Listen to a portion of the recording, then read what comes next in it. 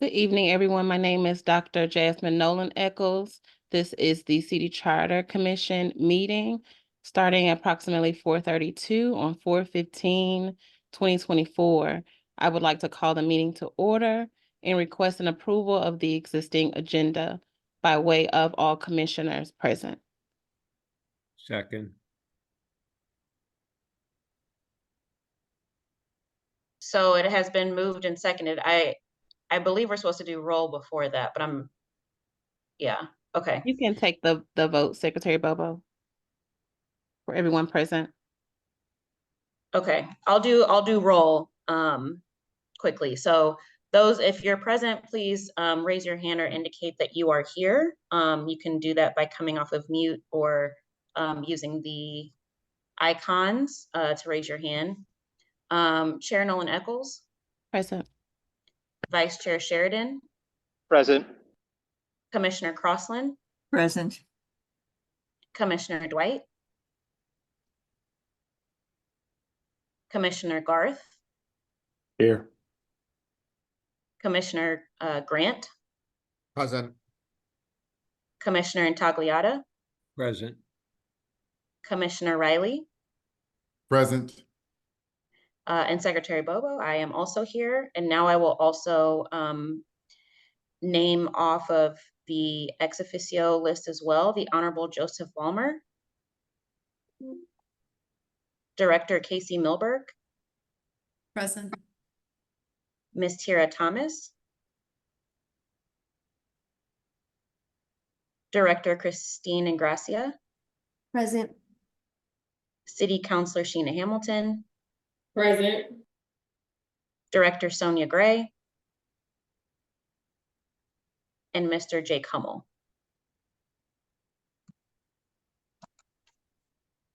We do have a, let's see. We do have a quorum present. Secretary Bobo, if you can take a vote for the approval of the agenda, please. Sure, all those in favor, can you either raise your hand or indicate 1, 2, 3, 4, 5, 6. Okay. Aye. Thank you. It has been moved and seconded and voted on for us to approve the agenda for this afternoon. Thank you. If you could take the vote for the April 1st regular meeting minutes.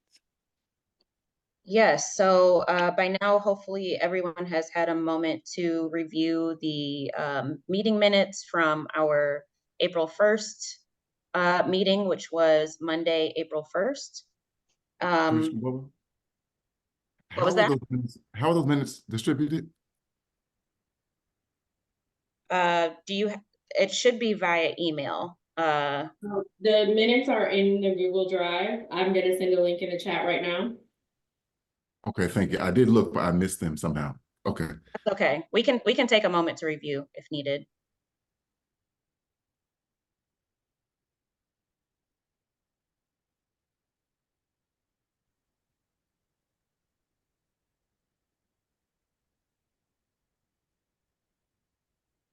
Let us know when you have them and you review them, Commissioner Riley. Also, for the sake of the record, I do want to mention that Director Sonia Gray is also present. So I will mark that on our roll for today.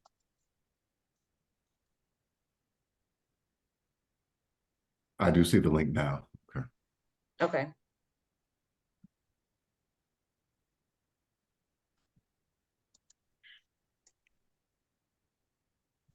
Okay, can we resume the vote, Commissioner Bobo? Have you had a moment to review, Commissioner Riley, or do you have any questions? So I have not, however, I did review the meeting. If all the other commissioners see that they're accurate, then I will vote with the commission. Okay, great. So I will now entertain a motion for the approval of our April 1st regular meeting minutes. Second. Okay. So moved. Thank you. We have a move and a second. All those in favor, please raise your hand and I will mark that down. Aye. Okay. 1, 2, 3, 4. Okay. The motion carries. Thank you.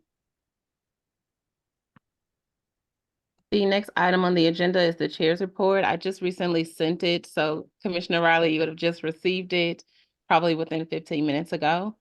And basically, the summary, a synopsis of the chair's report is a review from the last meeting we had until today. The only changes that I'm reporting is that we do have a ballot strategy hearing going to be conducted by Commissioner Tagliata and his support team that will be presenting on us or for us later on in the agenda. We also have our received plan and documents and timeline from Commissioner Dwight. I believe he's also emailed that just recently. The addition to or the additional information within my report is just to communicate that the initiative article that will be reviewed during item number 6 of the agenda has been updated and also provided to everyone via email as well. If there are no questions pertaining to the chair's report, I would move into item number 4 for Commissioner Garth, Parliamentarian Garth, sorry, to review or update the rules of order and procedure as requested or necessary by any commissioners.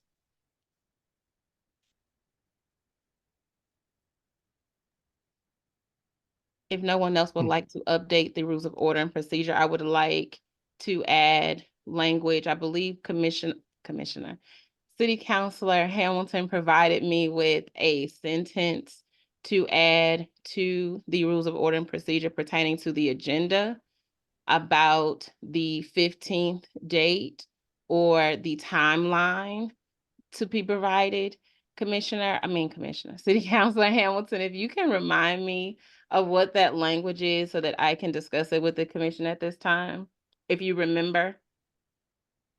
I am looking for that correspondence, but it is not coming to the top of my mind at present.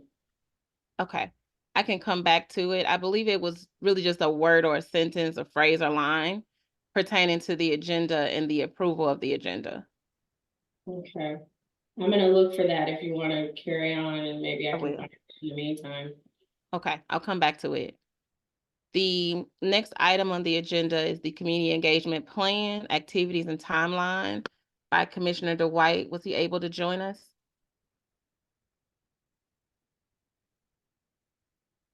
Okay, it does not look like he was able to join us. It is within you all's email, so I'll give you time to review it. It should have come right before my email just came, so we'll leave this a few moments for everyone to review it and for us to have any discussions, motions, debate, or any changes necessary. If we could discuss that at this time as well. So again, review it. It is in your recent emails just sent within the past 15 minutes. Alternatively, Madam Chair, should we table this issue? I mean, to review, for all of us to review these emails and talk about it without Mr. Dwight here, I think is not practical and not a good idea since he developed the plan. So perhaps we should table the matter for. I would agree. Could you put forth a motion for that, Commissioner Grant? Just a question though. My understanding would be that he's probably coming. He's just a little bit late. And so do we want to table or do we simply want to change the order right now and go on to something else and return to this later in the agenda? Yeah, Commissioner. It would be prudent if you actually just wait, give him a few minutes, and then if he doesn't show up later on, then table it. Okay. Okay, that makes sense. His email indicated that he would more than likely not be on today, and if he was on, he would be in listen only. He had pre-scheduled travel that conflicted with this meeting. So Okay. I will make the motion to table this discussion until a future meeting. Thank So you. moved. The question I have before we vote is, are any parts of the document time sensitive? Yeah. Because we're moving to the season now, we need to create some more momentum in this area. Do we have to? I'm not sure because I haven't had a chance to review it. Well, just looking really quickly at it here, I noticed that the possible draft schedule begins with April 1. And since we're already halfway through April, And there are suggestions of specific topics having to do with strategies, et cetera, and items that we address at future meetings. If we table this for 2 weeks, we may be even further out of kilter than we are already. And so it may be, while it's not perfect, that we should go ahead and spend 5 minutes and review this, or somehow or another discuss it as a group, and at least pass the portions of it right now that enable us to move forward to the next meeting without getting even further behind. There's a section under April 15th called in-between work. I wonder if we could just review that section there, as Right. well as the goals for the May 6th meeting. If we agree on those two things, perhaps we could table the rest of the discussion until May 6th. Right. That Okay. sounds like a great idea. Vice Chair, did you want to amend your motion, or are we going to vote on the motion that's currently on the floor? I withdraw the motion to table. Yeah, I also withdraw, depending on whose motion you're taking, mine or Commissioner Grant's, but I withdraw mine too. Okay. So then we'll go back to giving everyone a few moments to review the documents sent by Commissioner Dwight. The time is 4:45.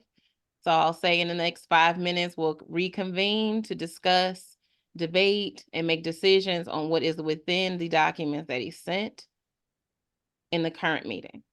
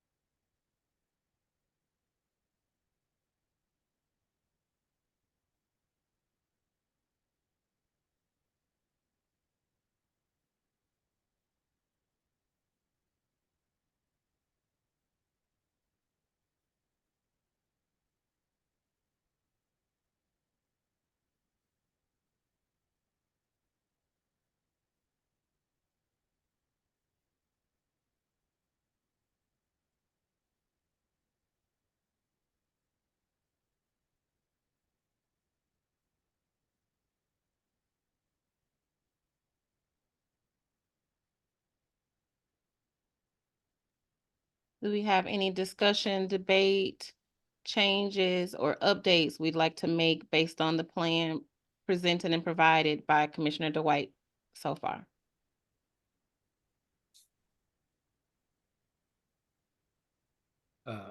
Yes, I would, just a quick perusal of the neighborhood organizations and the community groups. The first one being community groups in which neighborhood associations are included. Neighborhood associations are a much smaller subset and are a separate tab on that email. I would encourage us to go to those first. I think there'll be a lot more people there, and some of the community organizations I think are going to be less perhaps organized in terms of attendance. So and if we got to 49 city neighborhood organizations, that would be a pretty substantial achievement between now and June, quite frankly. Yeah, I would also like to just add that I have actually begun outreach to the neighborhood associations that I signed up for. And I'm finding a couple of things that are going to make this issue, this strategy even more urgent in terms of our booking these and getting on agendas, et cetera. And that is that a lot of these organizations seem to meet on the same nights every month. And so Mondays and Wednesdays, first Mondays and Wednesdays, third Mondays and Wednesdays. And so there's a cluster. We have to be careful about that in terms of the groups that and we're going to have to trade around groups if we double up in terms of groups we signed up for. But the second thing is I've gotten a couple organizations already that are saying, oh, their agendas are full until July. They can't address the issue until then. And so we need to get on the horn as quickly as possible to the contact person and find out whether it's realistic or not to actually even meet with that organization. And if it's not, make a note of that. We need another column there on the sheet, probably a column that says status or something so that we can report, where we are managing to book, where we aren't. And then move on to another organization because we have so many choices at this point that that we need to reach out to, that we need to deal with this urgently.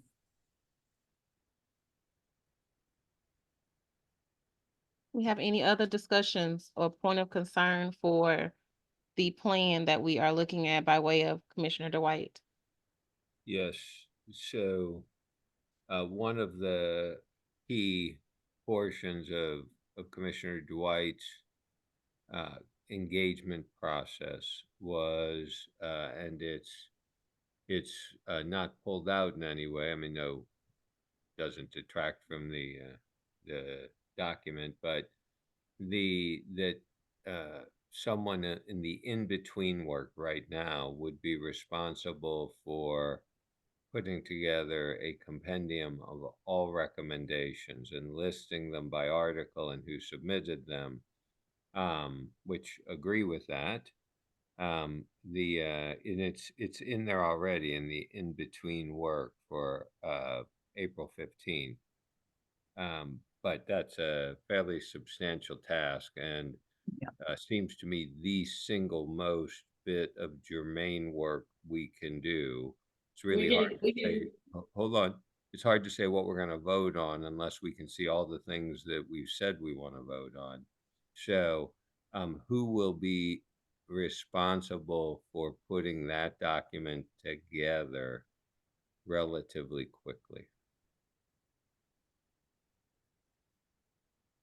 We have already begun that work. We have a spreadsheet already that had all of the work group recommendations. We are in the process of adding all of the subsequent recommendations of the various individuals and groups or changes to that document. So I believe someone previously had requested that all of the items were put on a spreadsheet, which they were. Right.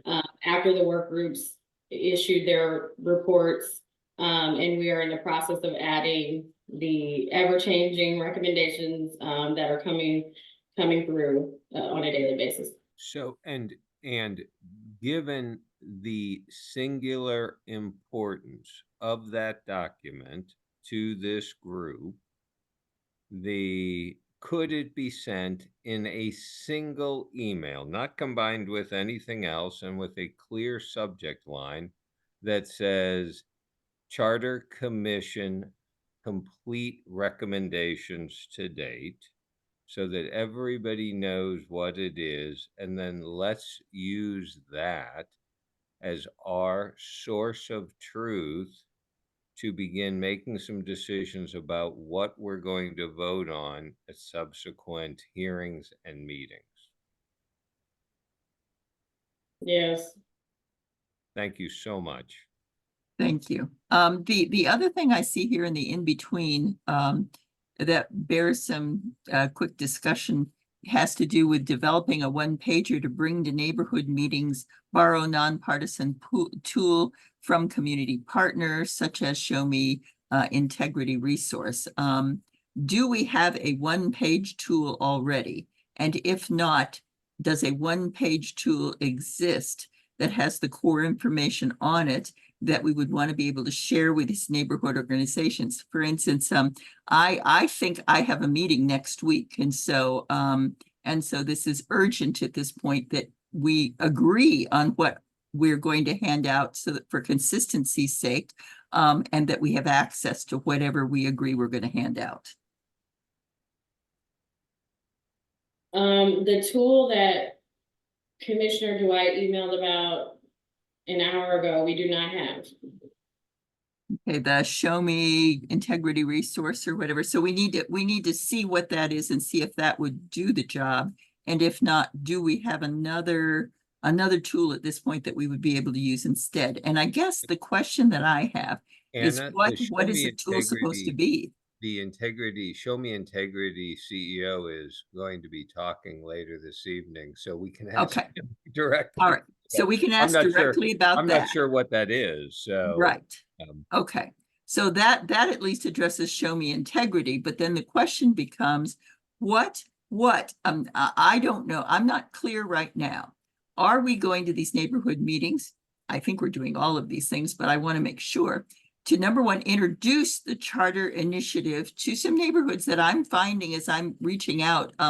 It has not registered on them. It's not on their radar screen yet. So the first step is that we have to introduce the initiative and ourselves.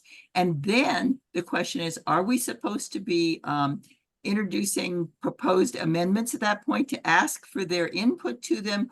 Or are we simply there to introduce and familiarize them with the process? What is the intention of this process? I'm not sure I see anything here that tells me, for consistency's sake, that all of us will be saying the same things at these different meetings. Well, I mean, to be fair, Anna, I think that all you can say is what has actually happened historically. Mhm. Every 10 years, there's a charter Right. commission that's formed. The mayor appointed a bunch of us. We've been working for however long we've been working. We're coming up with some recommendations. You can give a sample. We'd love some input, and we're going to have draft language sometime in mid-June, and you'll be able to vote on them in November. I agree with all of that, but I guess the question is, are there specific amendments, for instance, that we even want to be mentioning, or is it anything off of the menu of possible amendments that there might be, or how to what degree So I does can this give you an initiative expect example, consistency? Commissioner Crossland, of what I've done in the meetings that I've been to. In the few ward meetings and association and community meetings that I went to, I took the National Civic League's approach and concept on what they recommended we do, which is basically ask the public what their purpose, intent, vision, or their concept of good government and effective government is. And conversations have just kind of formed from that. It has not been me positioning any of our recommendations and specifically identifying what they should or should not consider or what we're going to put on the ballot or any of that. It's been more of an open discussion, open forum, asking the public what they understand about the charter. Have they ever seen it? What their ideal of good government is, how we as a commission can contribute to what that ideal is, and if it's feasible or able to happen by way of the work that we're doing. And it's really serving as an introduction to the Charter Commission, what the charter is, what governing the city looks like, because as stated in this plan, the education of the city and its residents or the public in general has to occur related to the charter. So I think that phase of it is really what we should be doing at the public meetings as it relates to associations and organizations and wards. Like, for example, the ward meetings that I'm attending, the alder people are really just introducing the charter and stating what it is and what it means. So when I've been on the agenda, that's pretty much what I've been doing, similar to what Vice Chair does at our public hearings, introduces the charter, informs them of ways that the charter impacts the city, and asking them what their perspective is around it or on it. Well, I agree with you that all of that is important, but I had thought that the intent of these meetings was really to begin to field some of the possible amendments that we were considering to get feedback at this point about whether any of them resonate with the potential voter population, or whether they, in fact, that would whether alternates then or might come surface as well. That that it's not just about introduction. We kind of did all that stuff 6 months ago, and so now we're really at the point where we're asking them for their input because they haven't been coming to the meeting to get it, and so this is our attempt to go out to get it. So I'm gonna pass the floor to Vice Chair that has input as well. I would like to make sure that we understand that until we've made decisions on the articles that we are going to propose intentional recommendations for, we don't have those decisions to communicate decisions to the public that we're recommending certain things. We've only done summary recommendations, Right. high level. We have not made decisions to date, which I hope that we plan to do today. Vice Chair Sheridan, the floor is all yours. Yes, I'm going to agree with Commissioner Crossland that my understanding of these community meetings was to share where we are in the process, and also the recommendations as they currently stand, that they are not, these are not recommendations that are actually going to the ballot yet, that there's still a process and a phase involved in that. But it is more along the lines of sharing what the where the areas are, what some of the recommendations that have surfaced as we've been doing hearings and public meetings, and getting feedback specifically on those. My concern is if I go to a community meeting and ask, more broadly, what does good government look like, or how can the city function better for you? It's almost too broad as we are starting to get to the point of narrowing down. And I would rather have the community members respond to things that we've been working on and collecting over the several months up to this point, as opposed to continuing with open call for thoughts. That's just my 2 cents. Thank you. I believe City Councilor Hamilton, your hand is up. I was just gonna mention that thank you to my staff. One of my staff members pointed out that a one-pager was developed in advance of your first public hearing, and there's a link to that in the chat. I'm not sure what the tool is that David is talking about, but we could modify this one-pager if this is anything like what you want to take to meetings. Thank you, Charter Commission staff. Thank you, City Councilor Hamilton. Commissioner Bobo, the floor is yours.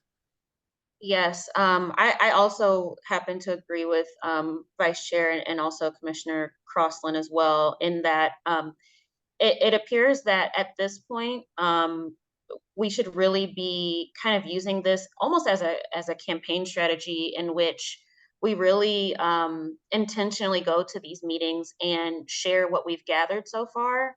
I know you've mentioned that a few times now, that you've gone to some of the ward meetings.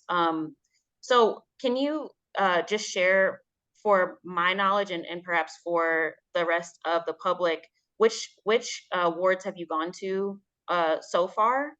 And you mentioned the questions that you asked. Do you have a list of those questions as well? Just I want to make sure that we're not duplicating efforts, at least from that regard.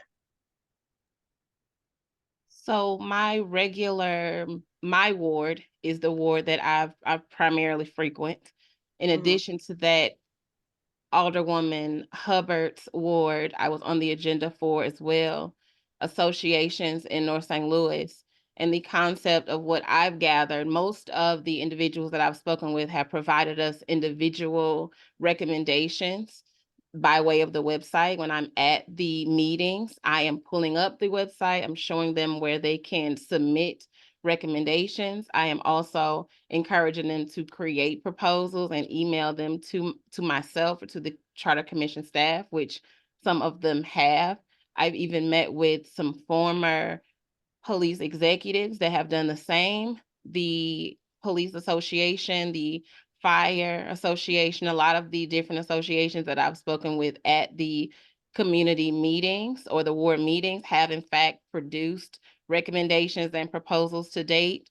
Some of the individuals that have attended the public hearings have been individuals that I've met with at the public hearings, the commission meetings, the community meetings that I've attended. So people do regularly attend their ward meetings if they're invited. They do attend the association or the organization meetings. And even though my approach is broad, it provides them with an open-ended ability to respond to me versus me telling them what to discuss.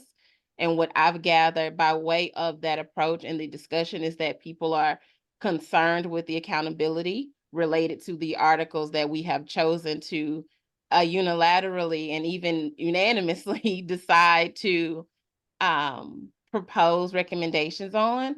The public's concern is primarily in civil service and public works and in alignment with the Department of Transportation that does not exist currently. And all of those recommendations have been provided to us to date. Those individuals have come to public hearings and public meetings by way of my request and my encouraging of them to complete a recommendation form, to submit a proposal to us via email. And a lot of them have been already compiled in the Google Drive document that the Charter Commission has provided to us before this meeting or for this meeting, that if you had the time to review are listed there in the reports. We even have a report from the Atlanta Audit Association and a few other associations that I've spoken with in these meetings and by way of community engagement activities.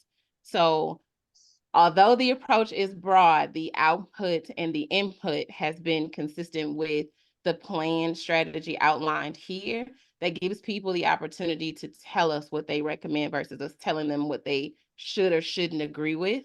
Primarily because I remember City Councilor Hamilton saying we cannot campaign with city funds and these kinds of things. And although we're not using city funds when we're going out to associations and community organizations, I still find it to be campaigning if we're telling them instead of asking them what their input or what their perspective is. I would like to recognize Christina Gracia. Right. Let me finish my, I appreciate you kind of going into your approach thus far, and I'm certainly intrigued as to how you've done that so far, and I'm sure it's a great way to build rapport and community. But I think even in your answering of the question, it kind of drives home my point in that you've already done, it sounds like, some of the legwork to really mobilize and get feedback.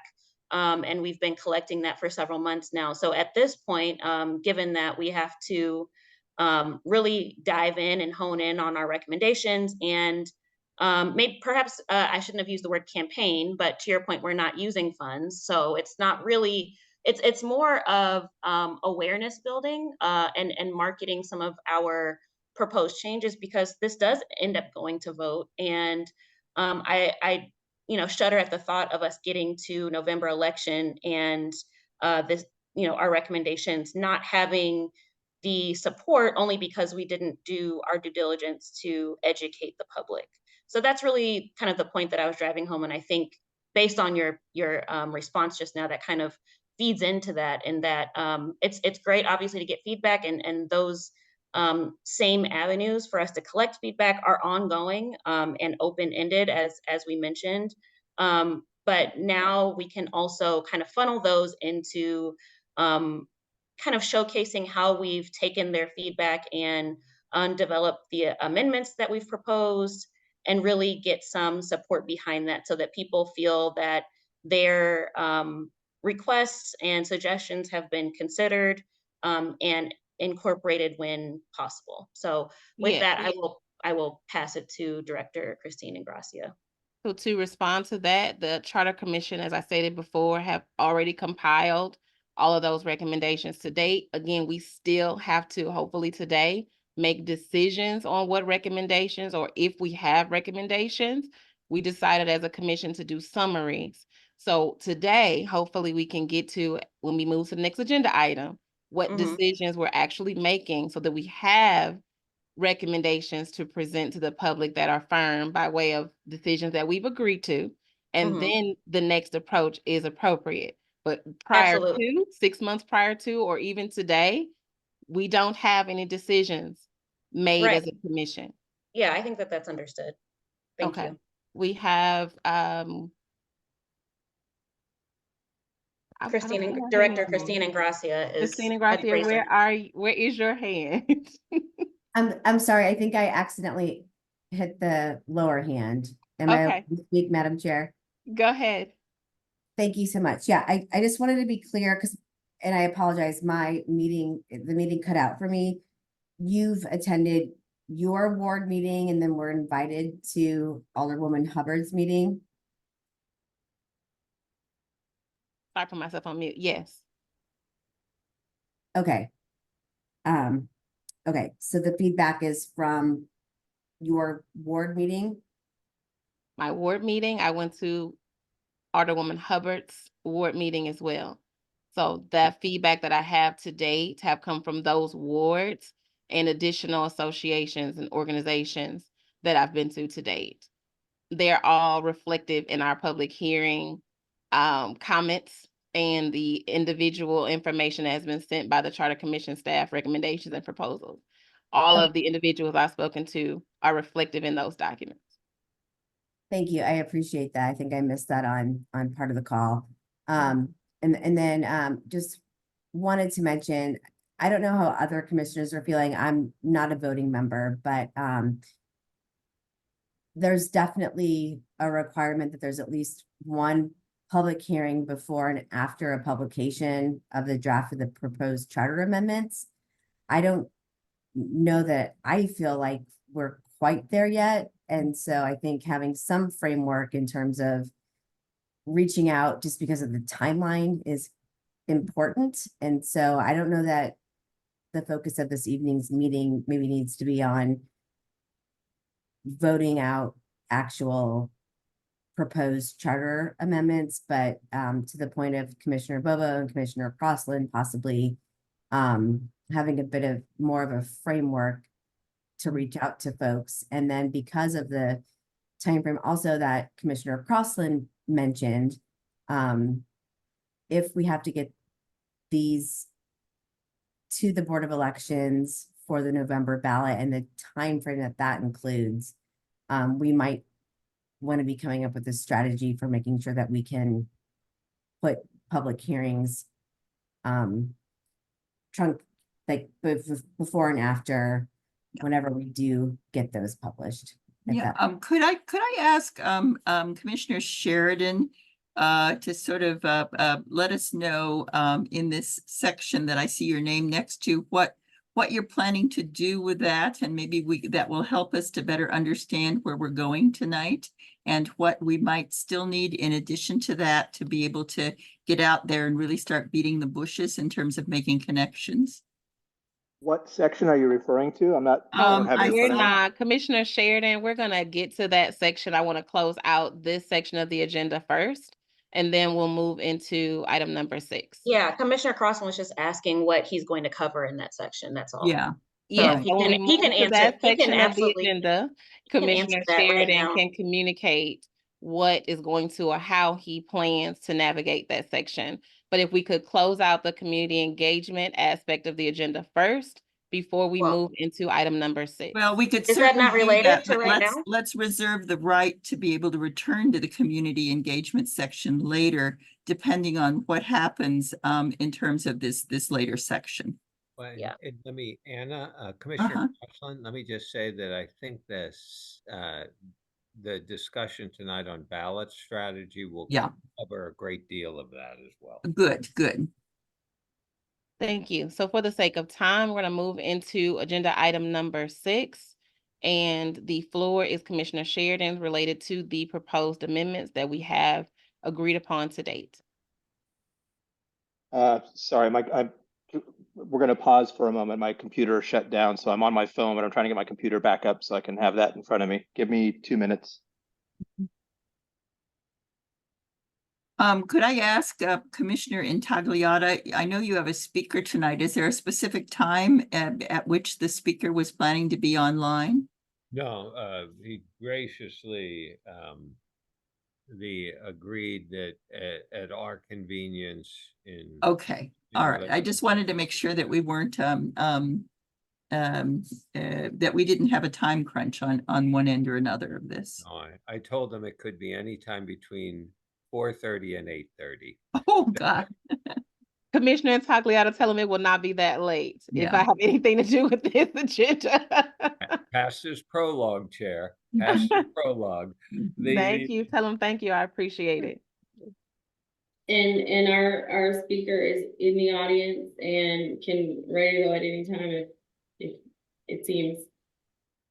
Yeah, and he does have a presentation. So will he need to be We got it covered. panelist? Okay, very good. Thank you. Thank you, City Councilor. Outstanding.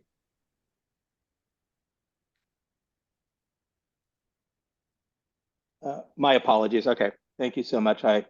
Computer's restarted. And so we have these several articles here in section 6 on the agenda to go into discussion about the articles that are here. I think we could take them one by one, and the various working groups can share what the draft recommendation is, and then we could go on to some discussion about because it takes we have to move this out of the commission toward the ballot if we get enough votes. But let's start here by just starting with some discussion on the Department of Finance Board and of E&A.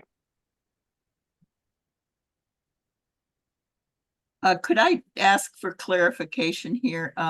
If I understand this process correctly, and I may not, so please correct me.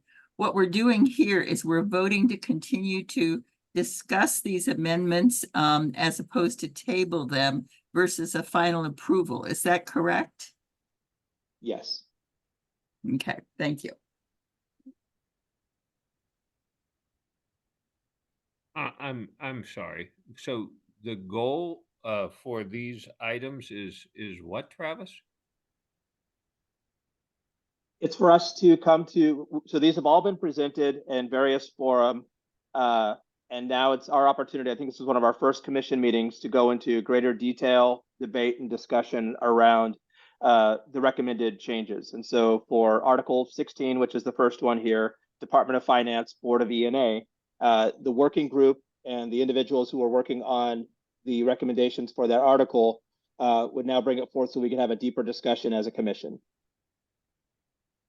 Well, I think Commissioner Grant, I'm sure will chip in here, but I feel I know that the question of the E&A was in 2 of the working groups, groups 1 and 3, and I at least would feel very uncomfortable making a decision about what to do with regards to the E&A without having the discussion with the New York City public advocate at this point that is supposed to be scheduled in the near future. And so I would be perfectly fine with voting to continue it as a discussion item, but what the details are of it and final approval of it, et cetera, from my point of view at least, needs to be deferred. Commissioner That's Grant? fine. Well,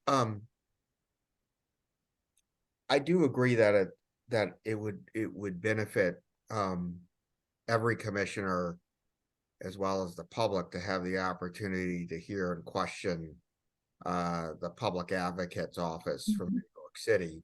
I mean, the proposal that has been put forth about converting the comptroller essentially into a public advocate position is based upon the office in New York City.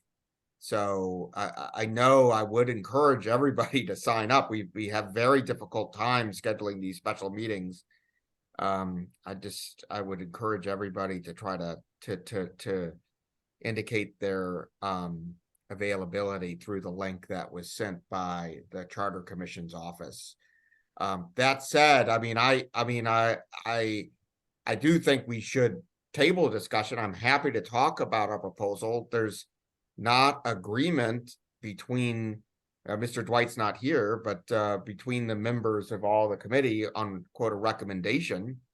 I'm happy to talk about and I'm sure Commissioner Garth is happy to talk about his view, but whatever you think is most expedient. If there's not, I'm sorry, go ahead, Scott. Is on this, is that the matter that we've been using, the heavy reform versus light reform? Correct. And could you explain what's meant by heavy reform and then what's meant by light reform? Well, yeah, I can do that, and Commissioner Garth can chime in as well. And maybe those aren't the best. No. It's what we've been attempting. using. So light reform, or what we designated as light reform, is essentially giving it keeps E&A in its current form under the current charter, and it allows or gives authority to the Board of Alderpersons to not only decrease but also to increase items in a budget. Okay, very good. That's what we're calling light reform, and maybe that's better designated like budgeting reform. What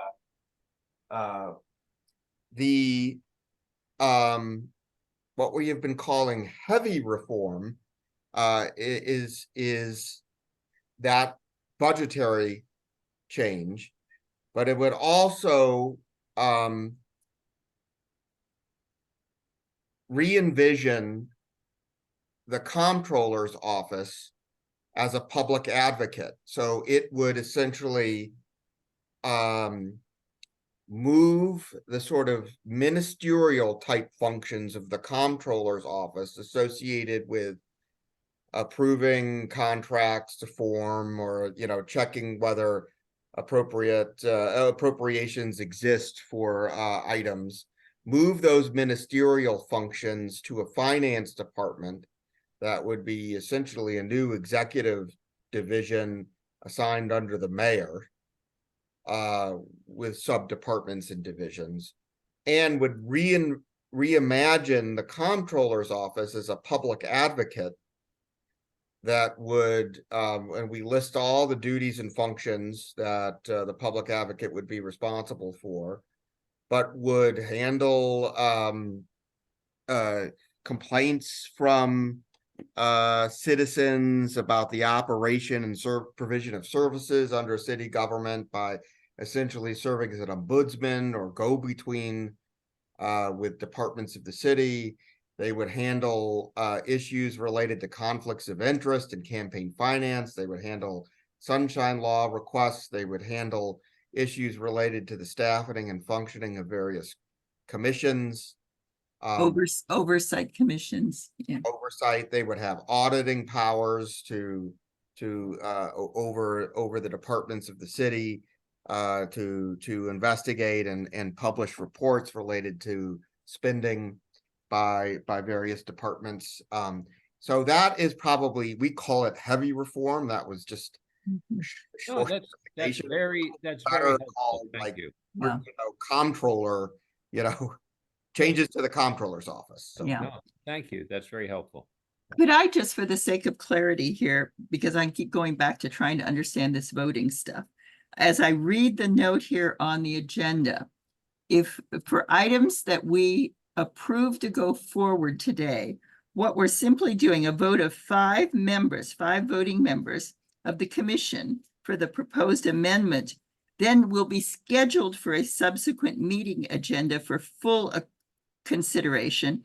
And then upon a motion and second at that subsequent meeting, will receive a final vote not sooner than the next regularly scheduled meeting following full consideration.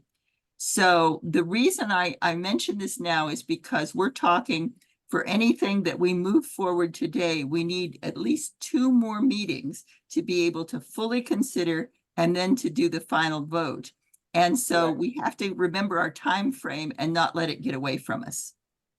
For that reason, Commissioner Crossland, and I thank you for mentioning that, I would like for Commissioner Sheridan, if you could continue, if you could engage or entertain a motion at each recommendation so that we can determine if we're continuing discussion on a recommendation or not going forward, because the next 3 meetings do have to reflect concentration on those recommendations by way of the rules of order and procedure, how they're written currently.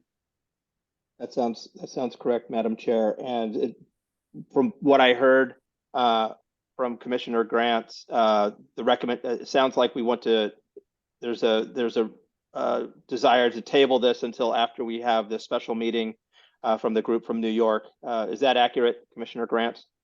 that would be my preference. Yes, I don't think we should be taking a vote on anything until we're able to hear from essentially the expert.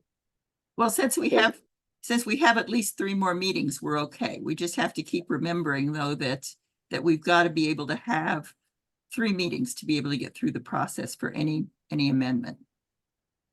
Okay, in that case, we should entertain a motion to table this discussion Yes. on the Board of E&A. I so move. I second. Okay. Thank you. It has been moved and properly seconded. Because there is a screen sharing component, I think I'm going to have to just go through the roll and indicate those who are in favor. Oh, okay. I see everyone now. So if you could raise your hand or indicate verbally. Roll call. If we use our, Okay, great. Let's see, Commissioner Crossland, I see that your hand is up in favor.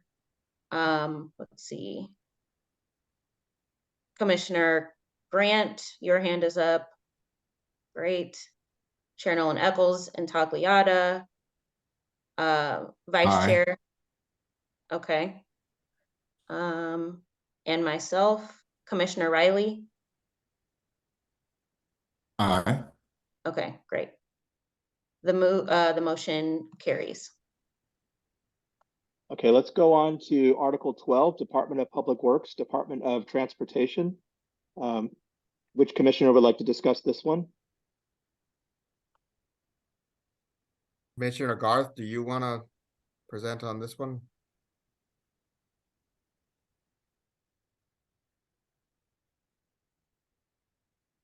Refresh me on what that is again. That article. It's Article 22, Department of Public Works and Department of Transportation. I believe there was some discussion around the creation of a Department of Transportation, if I remember correctly. Yes. So we've received a lot of correspondence from many people regarding this, wanting to have institute the Department of Transportation. We've had many meetings. Well, we had a meeting with Public Service regarding this. And of course, Mr. Charles Bryson has also spoken on this as well at a couple of our meetings. So that's basically, in short, the idea is that it's kind of like reimagining the well, I think one of the proposals was that one of the things was that the thank you like the streets department would more or less be reimagined into a department of transportation. Were there any other questions regarding that? Any discussion around this topic with other commissioners or points of clarification? Well, and specifically, what would be combined into this Department of Transportation? I guess it wouldn't be anything that falls within the treasurer's office right now. Is that correct? And so parking meters and city garages, et cetera, which are under the purview of the treasurer, would not be part of this Department of Transportation. Is that correct? That would be my understanding of it, but even so, if there is a discussion regarding the treasurer's office, I will recuse myself. Yeah. Oh, that's okay. I just want to understand exactly. So we are talking specifically about a Department of Transportation that would put together units of transportation that are currently within the executive branch somehow or another, or a commission, but not part of the county offices. That's what I was trying to clarify. Correct. Okay. Yeah, and that is correct. I agree with Commissioner Garth. At least that has not been raised by any group and not been considered what those sort of treasurer functions. It's solely been related to pedestrian streets, sidewalks, trees, those sorts of the functions that are already handled by the city executive departments. I have a does that question. also? Oh, I'm sorry. Go ahead. Go ahead. I was just Commissioner my final Crossland. one, and then I'll shut up about this. But does this also include the allocation right now for capital renovations that that the aldermen have been getting? Is that part of this, or is that separate? I think we need to understand some of this so we know what we're really talking about. That is not part of this. That has been sort of more recently raised. Okay. About the essentially how ward capital is the ward capital process and allocation of or how those decisions are made. I mean, this proposal would allow for planning and spending within the existing budget for whatever Department of Transportation existed, but I mean, that right now that allocation of ward capital is essentially covered by practice or ordinance, and we have not thought to reevaluate that. Okay. A charter provision. Well, I want anyone who's listening in to understand when we talk about what the parameters of a Department of Transportation might be, what it would really include and what it wouldn't at this point. I have a question for Commissioners Crossland and Bobo, and somewhat related to this. I think I saw in one of your recommendations something along the lines of giving the executive branch some more flexibility and freedom to create departments as they see fit in the future. How does a recommendation like the recommendation of a Department of Transportation align with the recommendation that was put forth by your group? Well, I think they are compatible from the point of view that a Department of Transportation could occur in either circumstance, either by being written into the charter, but then like all the rest of the departments and commissions that are in the charter, it would be there and require a charter change. Or we could look at, is there a way to be able to build a little bit more flexibility by having the ability of the executive branch headed by the mayor being able to determine within certain type parameters, because we could define what the functions are that must be covered within the mayor's office, but then allow them to decide how to be able to connect those together according to the times and the needs. And if we wanted to have a check and balance to it, it could even then be approved somehow or another by the Board of Aldermen, so that there could be a check and balance there. So it's simply two different ways. One is, you set it in stone and it becomes part of the stone of the of the charter, or you look at, is there a way to build a slightly more flexible means that that would allow you then maybe 5 years later, if suddenly something happened and the treasurer's office didn't, for instance, have quite the same functions it had before, and suddenly you found yourself with parking meters, you could throw them in too. So there are there are two ways to do it, and I think that what we as a charter commission want to look at is to which way serves the city the best. Great. Thank you. Any additional discussion on this this topic, Department of Transportation? I would like to entertain a motion to continue or to adopt and edit the proposed recommendation by way of including the Department of Transportation in the St. Louis City Charter.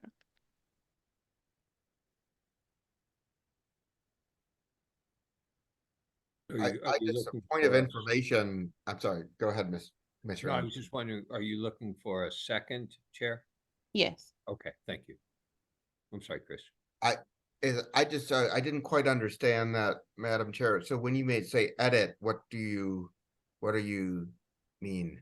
In the event that the proposal or the recommendation needs to be changed in the next 3 meetings or additional commission meetings, I would like for that to happen. But I would like to entertain a motion today to continue the proposal pertaining to the Department of Transportation.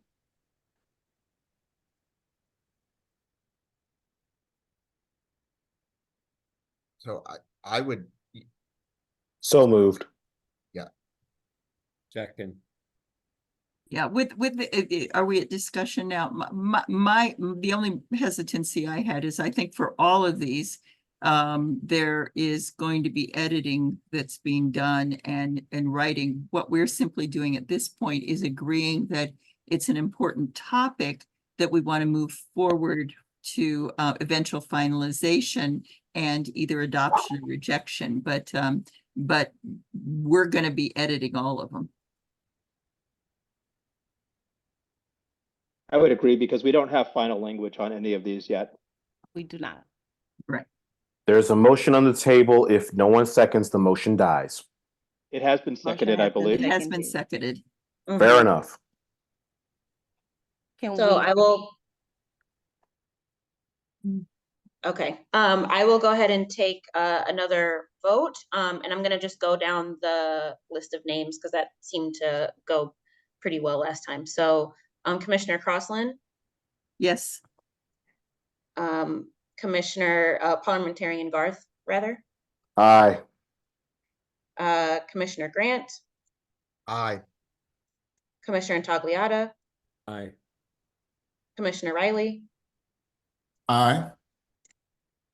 Chair Nolan Eccles, I see that you said yes, Vice Chair Sheridan, Aye. and myself, aye. The motion carries. Thank you. Okay, the next item is Article 5, Charter Commission and City Administrator. That is my recommendation. I'm going to lower my hand here. The recommendation for the initiative article that was recommended that we give it close attention in a special meeting by way of the presenters from the Civic League. The Charter Commission's article is within the initiative article. I presented on it a few meetings back. But the basic summary is that I believe we could not and will not be able to handle all of the charter recommendations in this commission. And I'm recommending that the commission consider a phased out over the next 5 years concentration of a timeline on particular articles with particular focuses. For example, if we decided this year to concentrate on the articles related to people, then we would propose as we get to the ballot strategy, some of the language will make more sense. When we get to drafting the proposal, it's only about the articles pertaining to people. And then next year's commission would draft articles or recommendations pertaining to finance. And then the year after, that commission would concentrate on another set by way of staff or departments or whatever the case may be. I am not of the belief that this commission is going to be able to correct all of the facets and or the recommendations that we have to date in our sitting.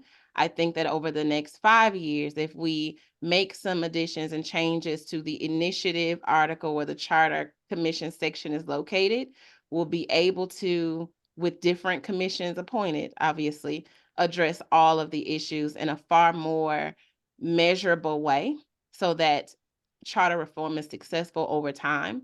So that when the 10-year commission is convened, they have more of a better framework. They have a charter that is reflective of the city's current functions.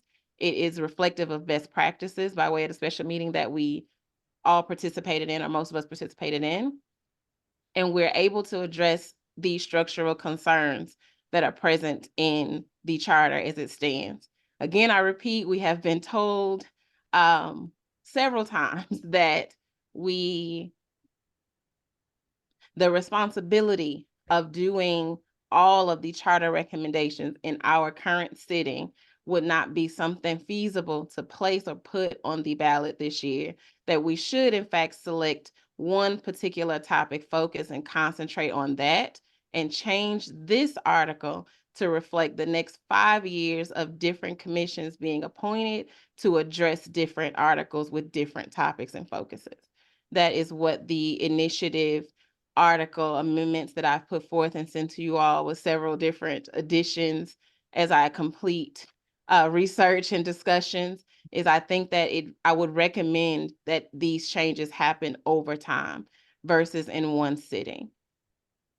And I would yield the floor to City Councilor Hamilton. And I apologize, I'm not trying to backtrack. I understand we're trying to get through the agenda, but for the 2 items that you have moved past, the Board of E&A was tabled because you want to meet with the Office of New York Advocate. We had offered a previous date to the Office of New York Advocate that did not work for that office.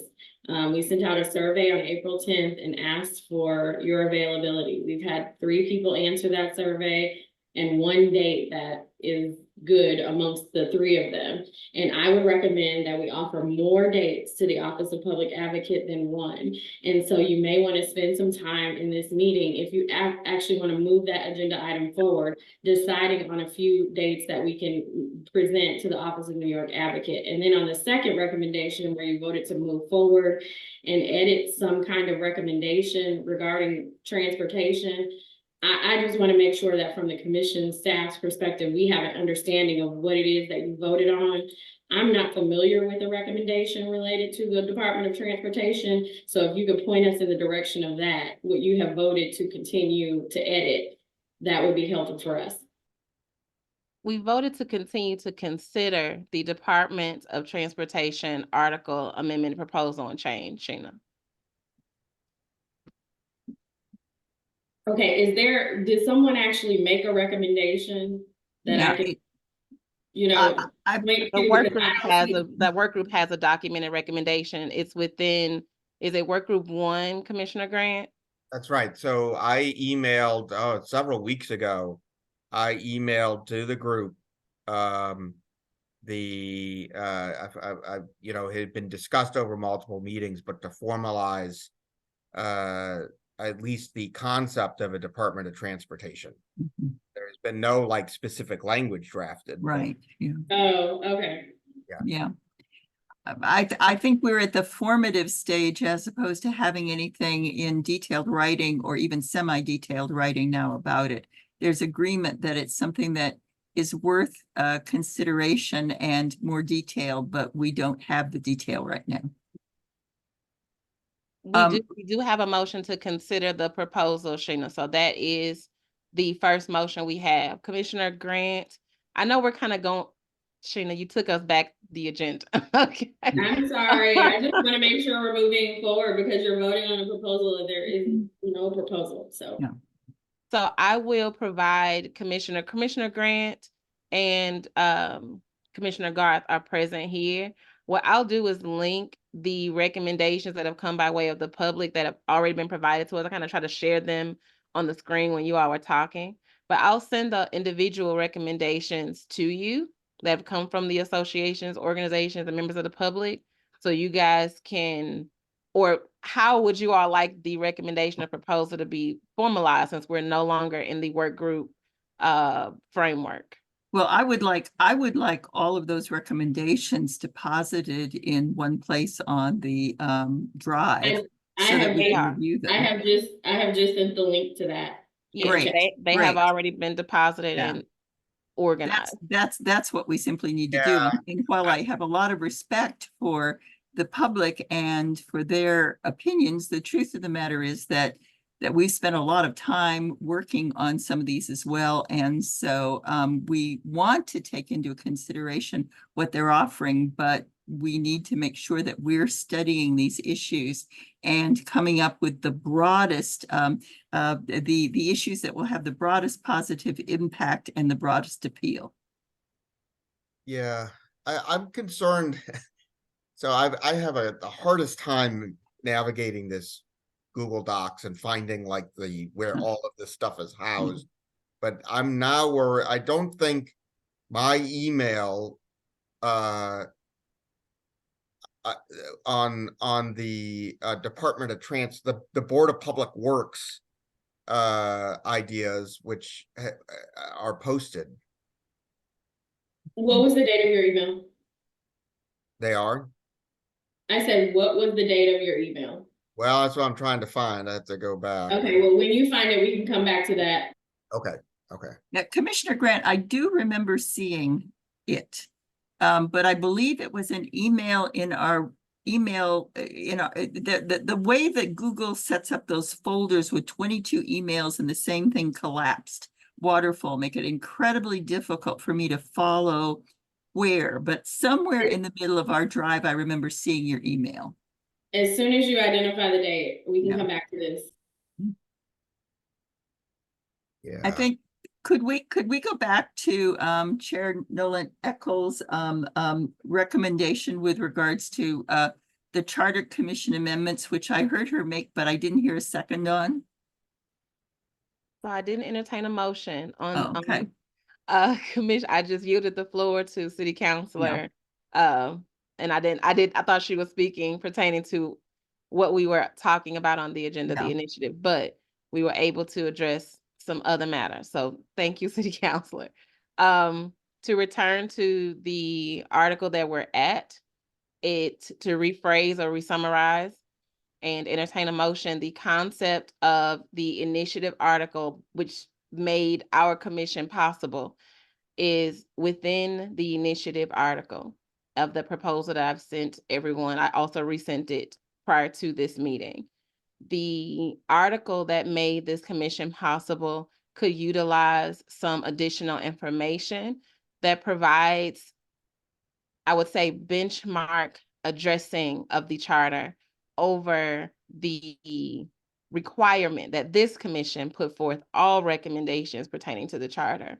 I believe that if we phased it out over the next 5 years, appointing different commissions, we could address the broader scope of the charter, and our commission decide to concentrate on a broader topic that addresses one issue versus 12 issues or 26 issues. So I would recommend that we amend the initiative article so that this commission focuses on one major topic and several commissions after us focus on different topics.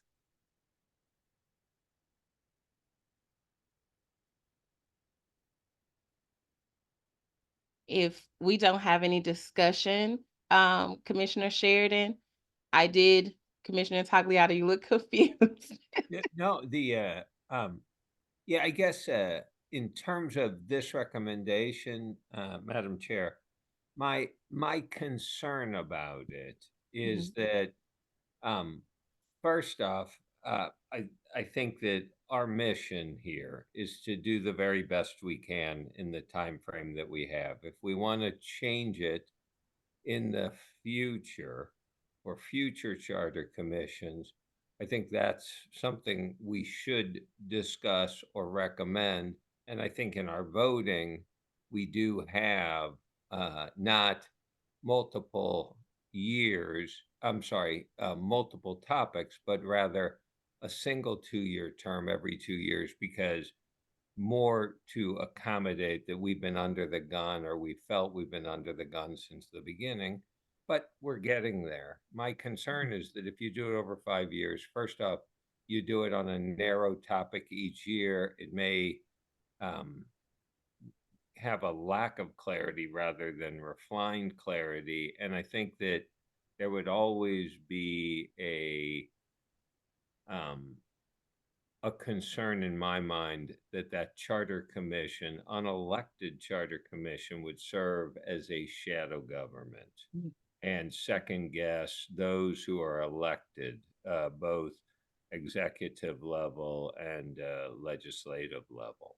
Yeah, and I have I to don't think it respect, would do that, Commissioner Tagliato, necessarily. As it's written currently, the way that we were appointed is that it just didn't have a specification on what we're concentrating on and what the focus could or should be. And I think based on the recommendations in the spreadsheet I keep sharing to the screen, and by way of interviews that all of us have had, there's a lot to address in the charter. And in order to address it, I think it requires more commissions than our commission. And if we so for example, if we decide we're concentrating on the Board of E&A this year, we need several more commissions to address the rest of the charter. And I think it's important to have this article itself amended to allow for that to happen. Not operating as another or additional government by way of any kind of executive functions, but just to concentrate on the charter amendments that need to happen. Even if you look at what we recommended to date, it's not all 26 articles. Meanwhile, all 26 articles need to be addressed, need or require recommendations. Chair Nolan Eccles, I have to respectfully disagree with you. I'm not sure that we should be segmenting this process to the degree where where commissions would be dealing with portions of the charter each time, because what in fact has happened over decades is that the charter has been built that way. And we need a holistic approach to the charter, not a segmented approach. I would be the first to agree that a 12-month timeline is very short and would be 15 months, whatever it is there, that we to consider a longer period and to do that every 10 years with a roadmap that gets developed at that time, that then the Board of Aldermen and others can follow in intervening years to be able to make some changes that the Charter Commission wasn't able to make on their own. Sounds like a more logical way than to actually perpetuate a charter process year after year. Because what happens then inevitably is things start getting bumped down the line because they say, oh, what the heck, they can do that another time. So we need to have a holistic approach to charter from the get-go. But then we need to have a roadmap that we leave behind so that that can be followed for the things that inevitably won't get finished this time around and still have merit. Yes, by way of what you are recommending, Commissioner Crossland, be the change to this article is, in fact, the roadmap does not exist in the article as it stands. And this article recommendation or proposal would allow us to provide future commissions the roadmap necessary to really address the charter. I'm not talking about a future commission, though. I'm talking about simply a roadmap that even the Board of Aldermen or the City Council or whatever we call them could follow at that point. My belief is that the charter process itself should only happen intermittently, and that's just my own belief. It shouldn't happen for 5 years in a row. That's what I'm saying. Okay, thank you. Commissioner Bobo, I believe, has addition to this, and then Commissioner Sheridan, we can move forward for the sake of time and we have a presenter. Yeah, I think I would need Chair Nolan Eccles for you to maybe go into a little bit more detail, because as it currently states, there's a little bit of nuance in what you've shared. And I could hear I could hear what you were saying, and I could agree with certain pieces and disagree with certain components. For example, I know that the Kansas City Charter Commission, I believe that they meet either every other year, or every 3 years. So I do understand that, but my concern is that, frankly, if we say if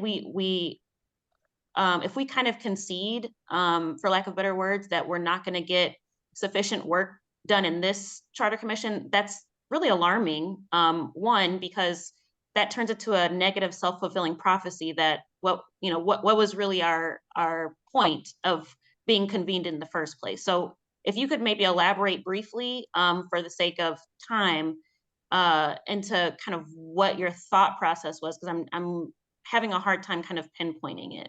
No problem. So I'll briefly elaborate. The current charter, the commission that we are, or that we were created by way of the ordinance, does not necessarily say that we are rewriting the charter or addressing all 26 articles, even though unanimously we've decided to address 6 to 8 of the articles within the charter. That leaves the remaining articles that still need to be addressed, that I believe should be addressed as it is done in the Kansas City Commission, Chicago's commission, even New York's commission that we're having come to a special meeting. Those commissions convene more than once every 10 years, and they have addressed their entire charter, not pieces of it or segments of it. And I think that if we decide as a commission to only concentrate on 6 of the 26 articles, that other commissions over the next 5 years could be appointed by way of this article amendment that addresses the rest of the charter. We've also been informed that our charter is way too long. And based on the alignment to the Model City Charter, we're about 40 pages over what it should be. If this commission does not address the total charter, then I believe we should address this article to allow other commissions to do so. That's what I'm stating. So I'm not stating that we are not doing or haven't done said work. I'm saying, based on the recommendations that we have so far, as you can see on the agenda, we're not addressing all 26 articles when all 26 articles do in fact need to be addressed. So with this article amendment, we can allow other commissions to in fact address our entire charter that does need and require attention. Did that make sense, Commissioner Bobo? Because I want to add the 3 commission examples that do convene annually to make recommended changes to the charter by way of the mayor's appointment and the city council's appointment and the board of alderpersons. This is necessary for the charter to be modernized, reflective of the Model City Charter that we received in the special meeting. So again, I state, if we are only addressing, for example, the finance articles, that leaves the rest of the charter that still needs to be addressed. And if we're not going to address it as a commission in the totality, to at least permit and allow for the appointment of additional commissions to address those items. So I will, go ahead, Commissioner Green.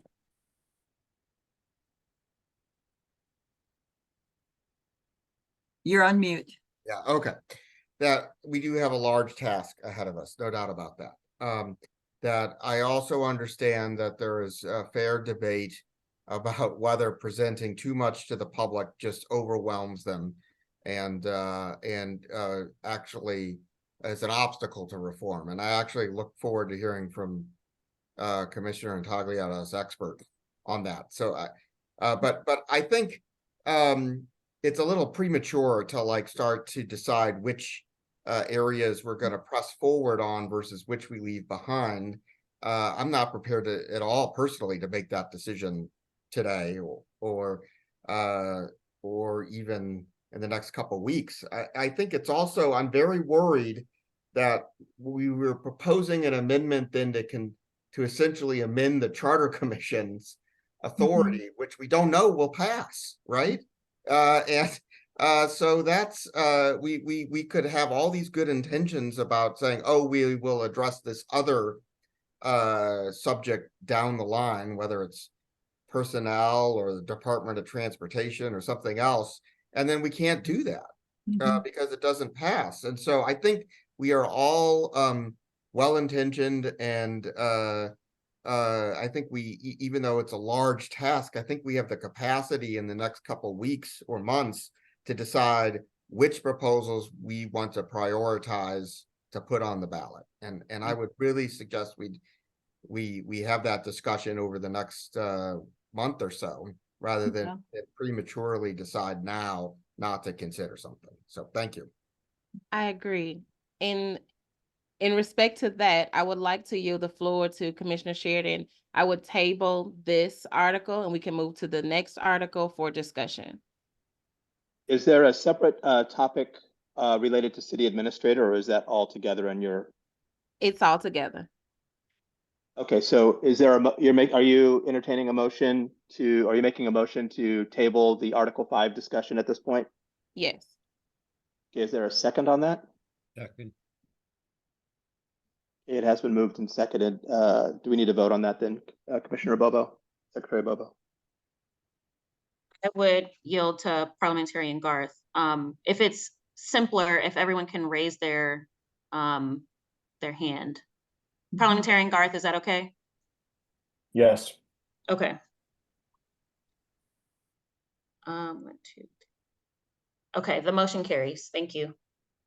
Okay, the next item is Article 9, Board of Aldermen. Scott, I believe this is, you could discuss this one. Yeah, sure. It's work group 2. The 4 changes that there are 4 recommendations that we're making. First is to change the name of the Board of Aldermen to City Council, provide that City Council with the ability to increase the budget as well as decrease it.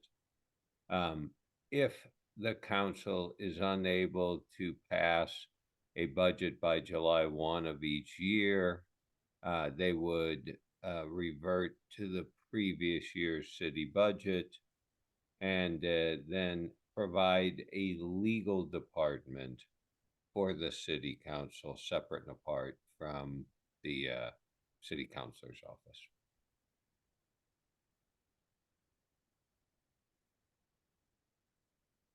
Scott, let me ask a question about the one where you said the ability to increase the budget instead of just decrease it. That is apparently part of the earlier Department of Finance because it's really E&A light. Yes. And so by moving it forward in your portion, are we somehow or another, I don't know, is it in conflict with the fact that we tabled it earlier?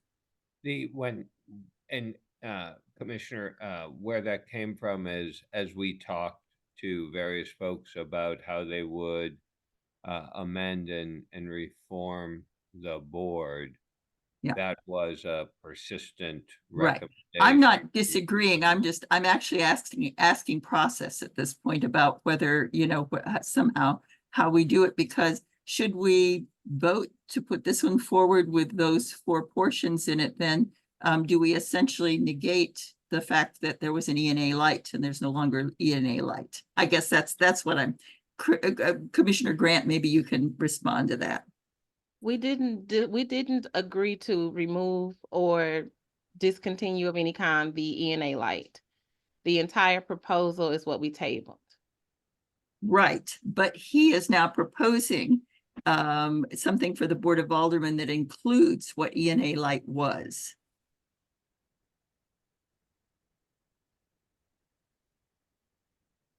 Great minds think alike. I'm just asking about process, I guess. It's not that I'm objecting, but I want to make sure that whatever we do accurately.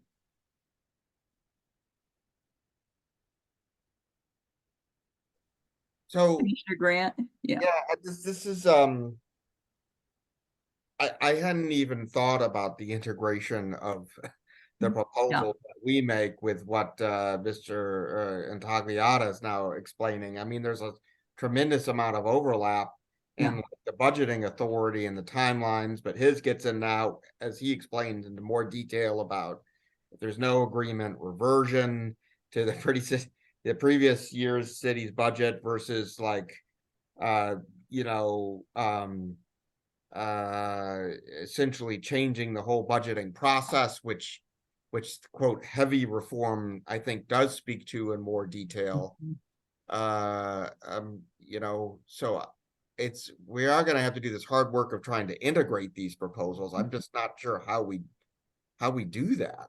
Right, that's what popped into my mind as I was listening to what he was proposing, was that and you know, there are even things under our proposal at that point that are all part of it as well. And so it's almost like we've got to take all of it and sit down and synthesize it somehow or another and come up with one integrated plan. Well, and what I mean, I will say this, so state law, for instance, someone mentioned before, requires a budget, right? I think so. I think someone told us that. Mhm. So I'm not quite sure like what it means to revert back to the previous year if state law requires a budget, right? We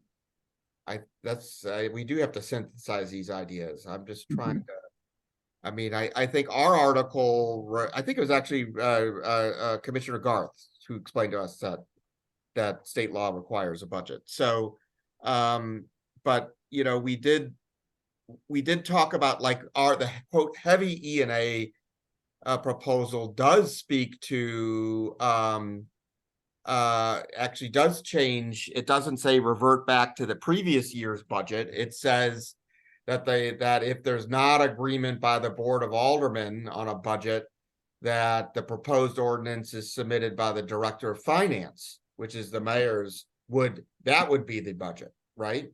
So how do we synthesize those two ideas? I mean, there's a difference there. So I don't know if Commissioner Garth wants to opine on that as well, but. Well, first off, we have a point of order, because the thing is if this subject was already tabled about E&A and everything, why are we sitting up here debating all of this right now? When it's already been tabled, we need to be moving on to the next thing. Commissioner Tagliata already brought the whole thing about the Board of Aldermen, which is what I thought we were on. So I had really nothing to say on this. So there's 4 points in the work group 2 recommendations for the Board of Aldermen amendments. I'd like to make a motion that they move on for editing and analysis in the next stage of our discussions. I second. Okay, it has been moved and properly seconded. Can you raise your hand if you are in favor? Let's see. Chair Nolan Eccles, Commissioner Crossland, Vice Chair Sheridan, Commissioner Riley, Parliamentarian Garth, Commissioner Tagliata, and myself. The motion carries. Is there anyone against or opposed? No. Okay, seeing none, the motion carries. Thank you. Okay, we have a couple more articles to discuss. I do want to point out that I think there are members of the public that would like to make comments on what's being discussed this evening as well. We're going to hold the public comments until we finish the last item on this agenda, which would be following the civil service discussion. But we will get to those public comments. Next up, we have Article 2, elections. Scott, I think this is also something that you've been writing a little bit about and sharing. So these were thank you, Travis. These were the work group 2 charter amendment recommendations, all in Article 2 about elections. Move general elections from April to November of even years. So if it were this year, it would happen in November of this year or November of 2026. Move primary elections to August of even years. Same thing. Elections on recall, referendum, and initiative also moved to either August or November of an even year. And this was done twofold: to increase voter turnout and to drastically reduce the cost of elections, but hopefully, most importantly, get more people to participate. all initiatives, referenda, recall, and charter changes to require only a simple majority to pass. Notice of an election be moved from 20 days to 30 days. Expand the sources for notification of an upcoming election from a daily newspaper to a multiplicity of more modern platforms. Lower the threshold for signatures as a percentage of registered voters for an initiative from 10% down to 5%. Change language formatting on initiative and referenda to signify that agreeing with the initiative or referenda is a yes vote, and opposition to it is a no vote. Change the duration of the Charter Commission from a single year term every 10 years to a 2-year term for some of the reasons we just talked about.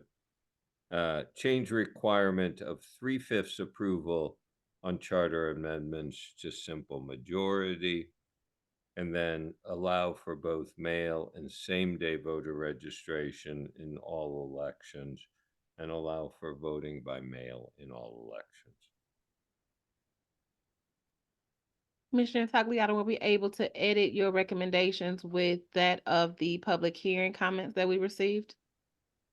Yes, we had previously had a recall provision in there, and it was brought up repeatedly from almost all areas that we didn't need to make recalls easy, and when you looked into it, there's recalls all the time. So seems like they're pretty easy anyway. So we were able to strip that out.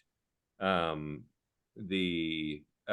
I think, quite frankly, our 10th recommendation, which is change requirement for 3/5 approval to simple majority for charter amendments, probably is outside the jurisdiction of Yeah, that was, this body, so we could take that out. But Mhm. for now, I mean, it's easy to edit that out in the future.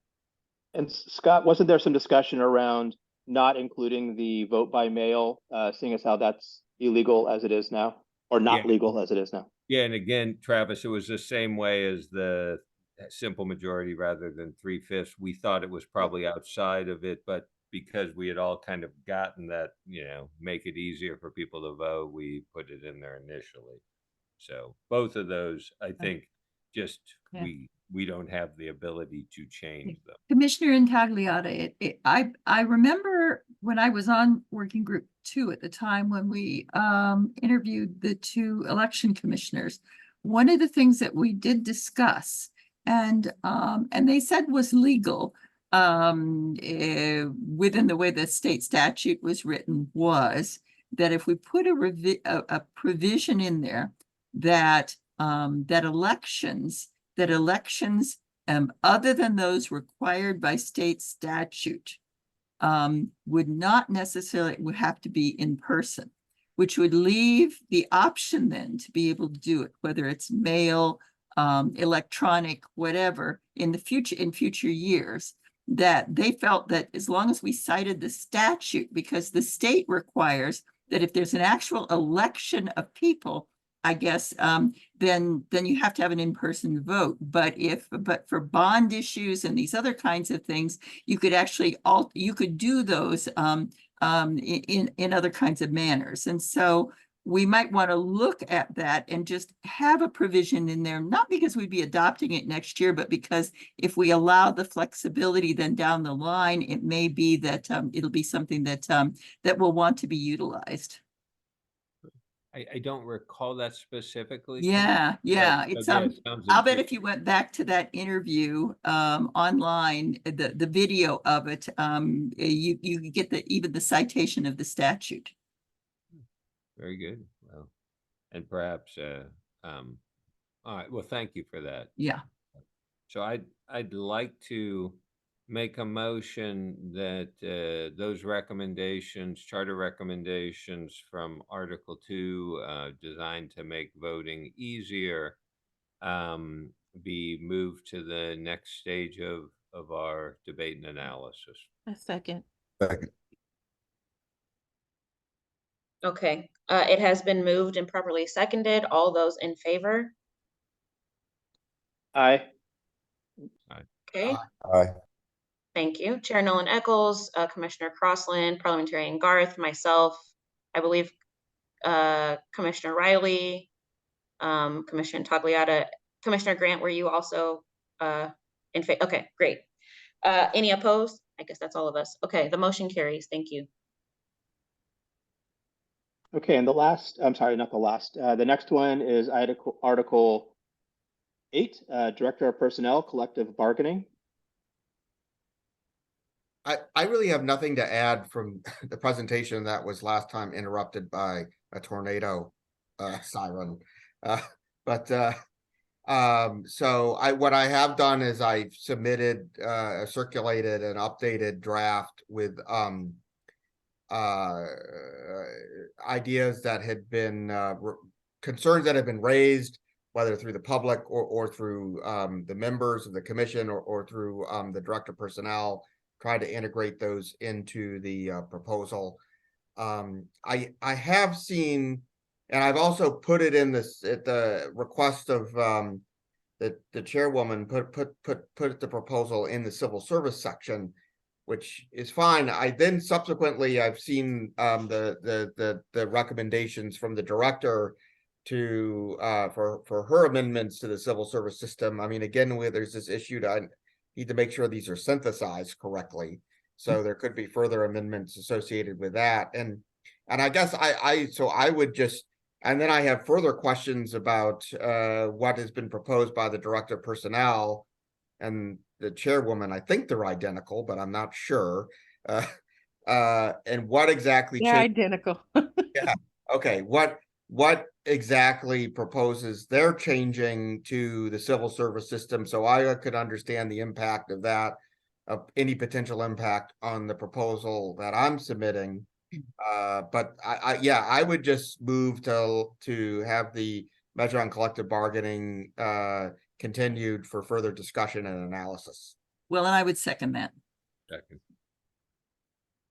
Excellent. It has been moved and properly seconded. All those in favor, please keep your hand up until I can say your name. I would That's like to helpful, I have think, a point of information. The So collective discussion. bargaining, the collective bargaining proposal is within the Article 18 as written, correct? That is the new draft is within Article 18. What I haven't done is analyzed it with respect to your new recommendation. So I just have to make sure it's all, but they would be within the civil service section. So. Well, and we haven't had a chance to really discuss the proposed personnel changes. That'll come at a later meeting anyway, and that might have even another layer of potential changes. So Commissioner Grant, I would like to amend your motion to include Article 18 as in its totality for further consideration in the future, the proposal as it stands. What is the rest of Article 18 then? It's all of the personnel, HR, civil service article as written. So I would just Yeah. a point of information on that. I would like just briefly tonight from Ms. Jenkins Gray, just some explanation of what her proposal is attempting to do as far as what she's changing, because without a red line, it's very hard for me to understand exactly what she's deleting or modifying. Is So Director Gray still here? Is she still? I see her there. Could I ask a question, just because I know 2 weeks ago we had discussed whether Director Jenkins Gray would be here to be able to make a proposal. I mean, make a presentation, and she said she wouldn't be able to be here, and it's good that she's here tonight. But the personnel itself is not on the agenda tonight in total, and what happens with E&A might have a large impact on personnel and how we might have to structure it. So I would move that we table the larger personnel discussion until we have the discussion about the ENA, because otherwise it's going to be backwards. I know that Parliamentarian Garth is not here, but you have a motion on the table. Thank That you. has been seconded. And that Right. is. Motion on Yeah, the so we table revert, has we been remove, sorry, we moved and revert to Commissioner Grant's proposal, which has been seconded. So So we're the in- original proposal, or Right. the original, can you restate that then, Commissioner Grant, just for the record? Because I think there were some, maybe additions or some confusion about that. That'd be helpful. Okay, I will amend my proposal as follows. Okay, okay. I move that we one, table the discussion on the director of personnel collective bargaining for further debate and analysis at a subsequent meeting. Two, I move that we table the discussion about Article 18 civil service and then to for further debate and analysis at a later meeting, except I would like the director of personnel who's here tonight to give us like a simple 3-minute summary of what changes she's proposing through her the amendment that she emailed us a couple days ago. Really quickly, also, I think a part of your original was included further discussion and research on your proposal that you provided around collective bargaining. Was that part of this as well? Yes. Right. Okay. Yes. Okay. So being that that's multi-pronged, so I wanted to make sure that I got it correct. Great. So all of those in favor of that, because I believe it's been Do we seconded. have a second? Has it been Second. seconded? Okay, Seconded by great. Travis. Excellent. All those in favor, please raise your hand. Vice Chair Sheridan, Commissioner Riley, Commissioner Crossland, Commissioner Nolan Eccles, Commissioner Grant, Commissioner Intagliata, and myself. I believe that that's all because Parliamentarian Garth has departed. So the motion carries. Thank you.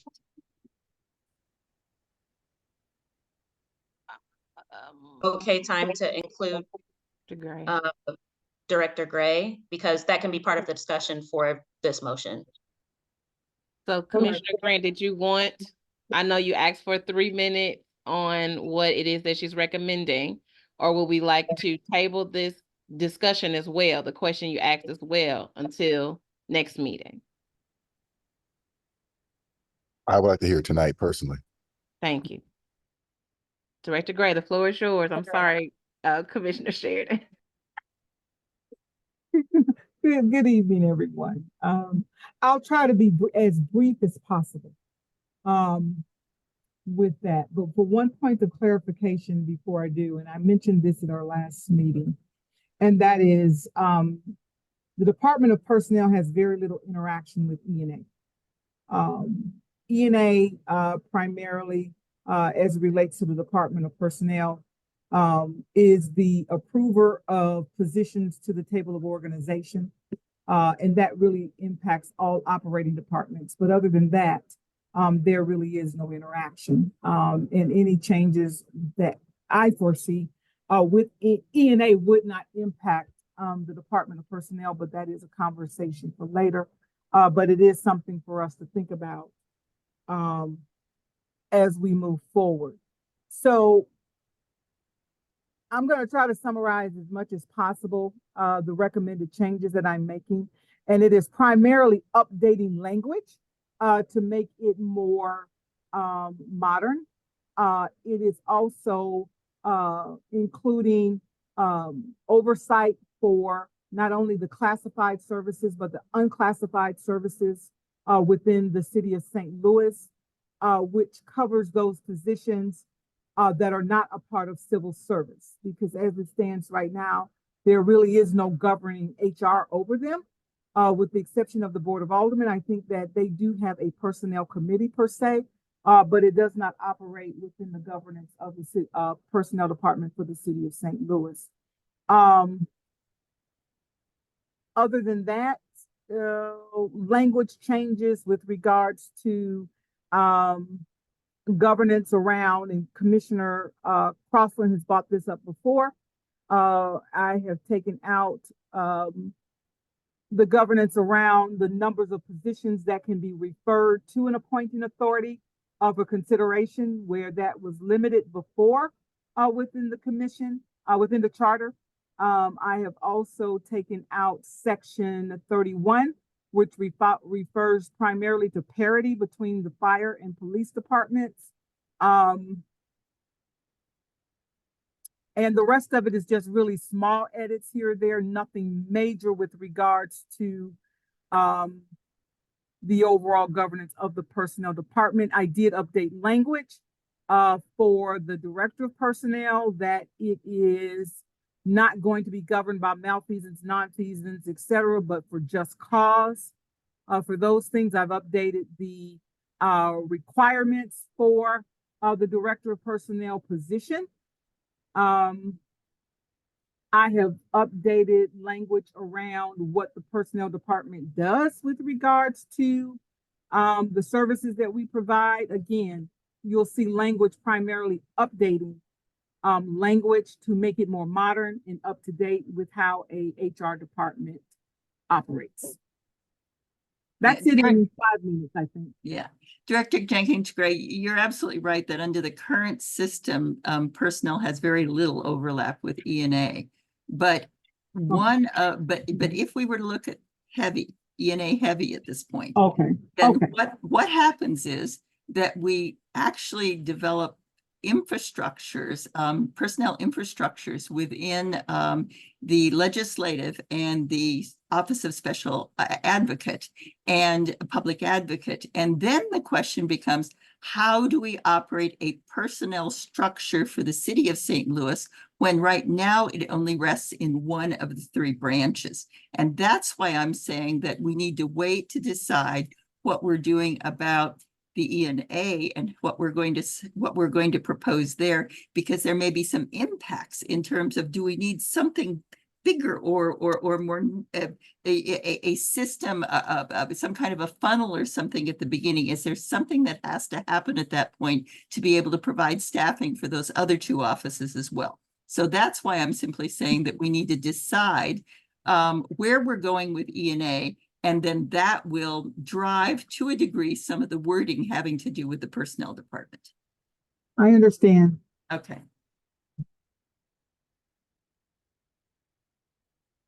Okay. One quick point of clarification for Article 18, Civil Service Independent Counsel. Are we going to discuss that this afternoon, evening, or are we, did that get tabled as part of Commissioner Grant's Yes, because it's motion? within the civil service article, is it correct? Yes. That Yes. So got it's tabled. the next three are tabled. Yeah. Okay, great.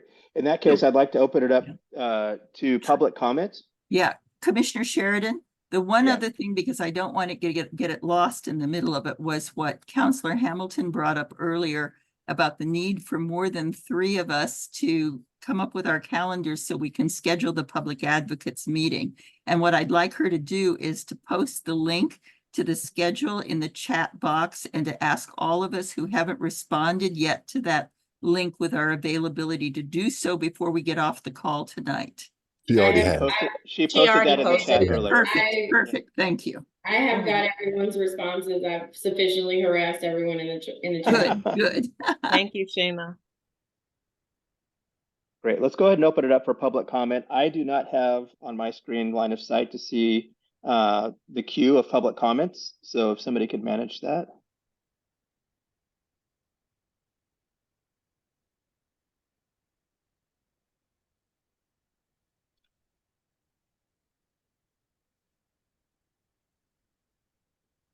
Councilor Hamilton, are there people queued up for public comments? It looks like we have 8 attendees. One, Reverend Darrell Gray has his hand raised. Okay.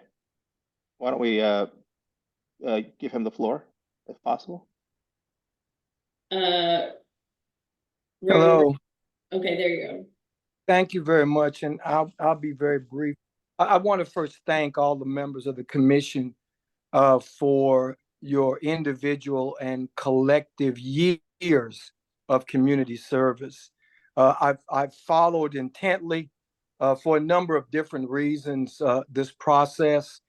And I had a question and I had a comment. I serve as the chair of the Detention Facility Oversight Board.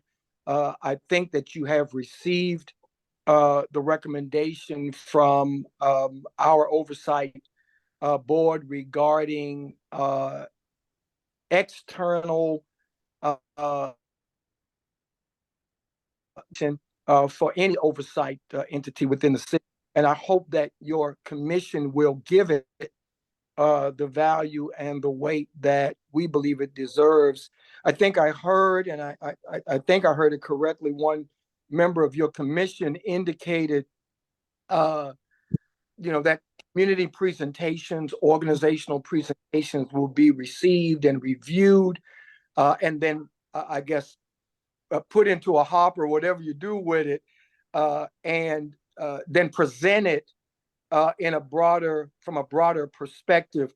I would hope and respectfully caution the commission when we make our presentations. We've done our research too, and we hope that, and we don't think it'll happen, but we hope that the presentations that we make are not watered down. I know that, to use the word broad, and I don't know how you define it, but we don't want our presentations watered down. We hope that they would receive the same value and the same weight as the commissioner's recommendations and presentation, although we understand the position you have. And as you move forward with your work, please keep in mind that we're counting on you. The city is counting on you to ensure that you collectively represent the city. There is concern in the community that the commission was created to support political agendas. I appreciate the work that y'all are doing, and particularly the way in which the chairperson has continually talked about community presentation and the value of what we're submitting. And then finally, because I know we get 3 minutes, and so I appreciate the 3 minutes. When we talk about oversight, and we talk about specifically the role of the city councilor, we in no way is it personal to the individual. We think that our city councilor, we have a huge amount of respect for her individually. We do disagree oftentimes on legal opinions, and we question whether or not those legal opinions are politically motivated or motivated to skew to protect the city. And we understand that is the role of the city councilor, but we see a conflict of interest in that. And we hope that the commission will do due diligence in researching how other oversight boards are handled and their legal representation. And then, as Baptist preachers always get 3 finalies. This is my third one. My grandmother once said, "Come on, Pastor Greg. Come on." I hear you. Praise the Lord. My grandmother once asked me a question: how do you eat an elephant? And of course, I was young and stupid, so I talked about cream cheese and peanut butter and all of that. And she looked at me and she just shook her head, like you're probably doing now. She said, "One bite at a time.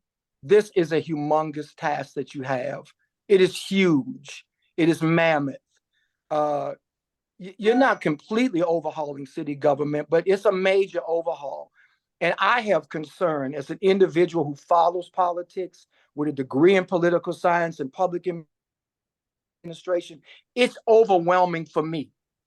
And so I know that people who don't have degrees, who don't have the expertise that you have, it is going to be overwhelming. And I'm hoping that before any language goes before the public to be placed on a ballot, that there be some type of thorough public education campaign. Because without that, you are going to have a lot of people in this city who are not even going to participate in approving or not approving the final product because it may simply just be too complicated. I don't think that your intention is to completely overhaul city government, but from what I've heard so far, I don't envy you, but I applaud you. And I thank you very much for the work that you're doing. Thank you for that. Thank you, Reverend Gray. It looks like we have Stephen Perry is the next hand up. Vice Chair, If before we go to our next Yes. speaker, Yes. again, I must be missing some documents. Where can I find the proposal that he said was submitted? Yeah, I don't see that. I don't see that on the third party in the folder for third party amendments. So, same question.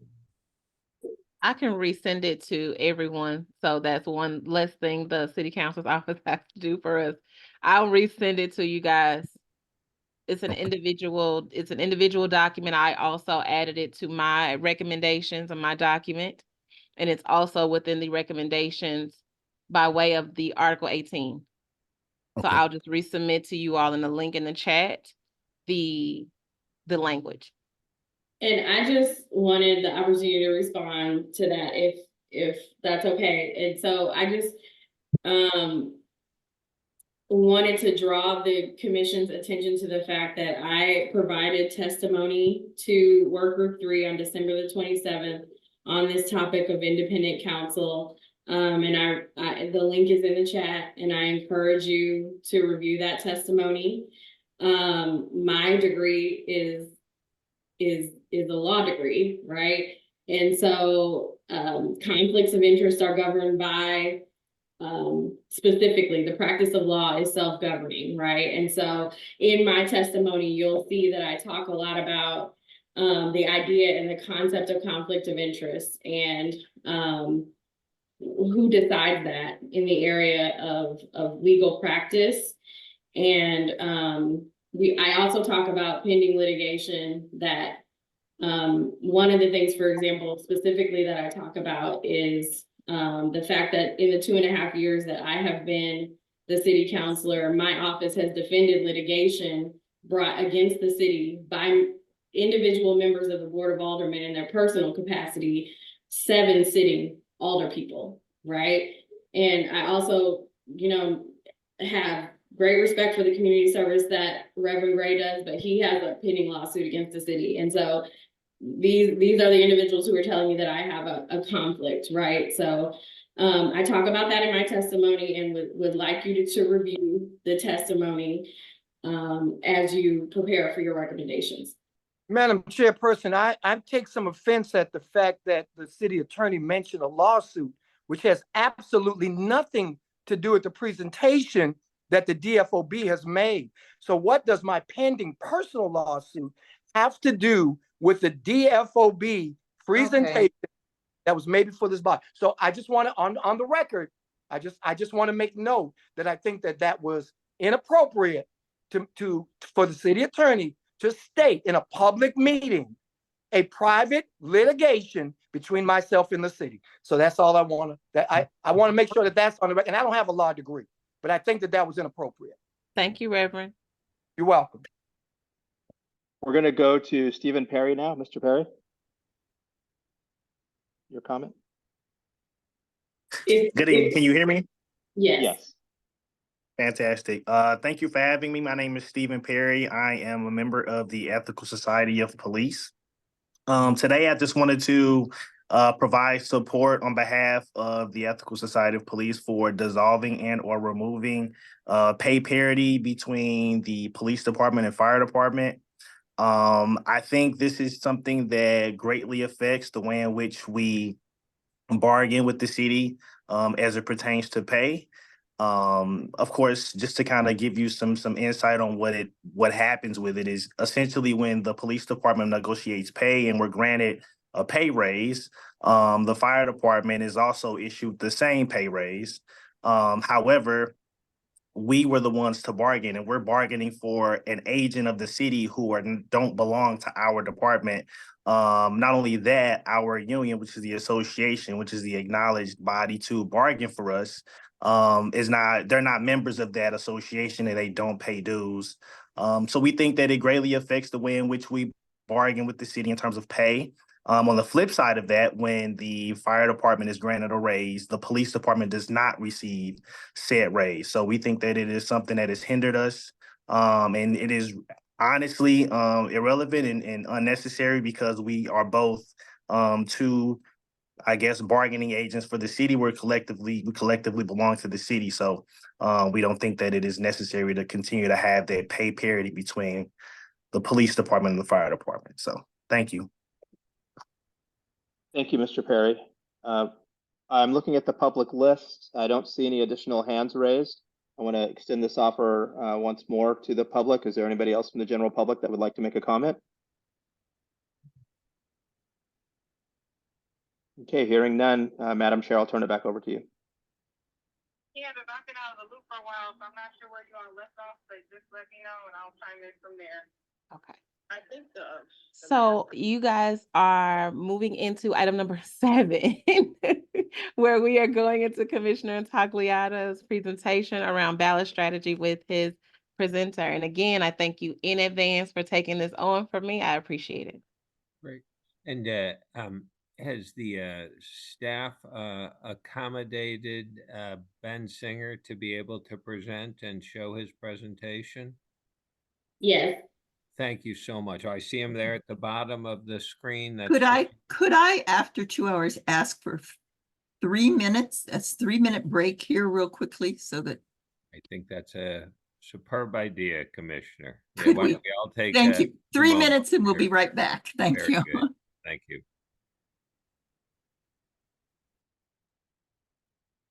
If it's possible, I did have my hand raised for quite a while to make comments. So whenever the program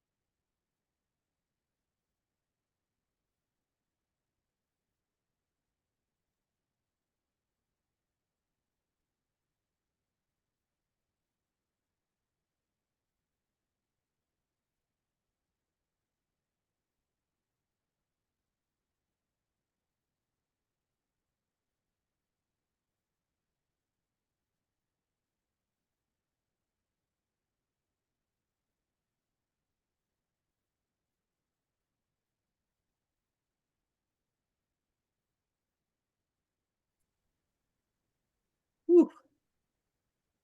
All right.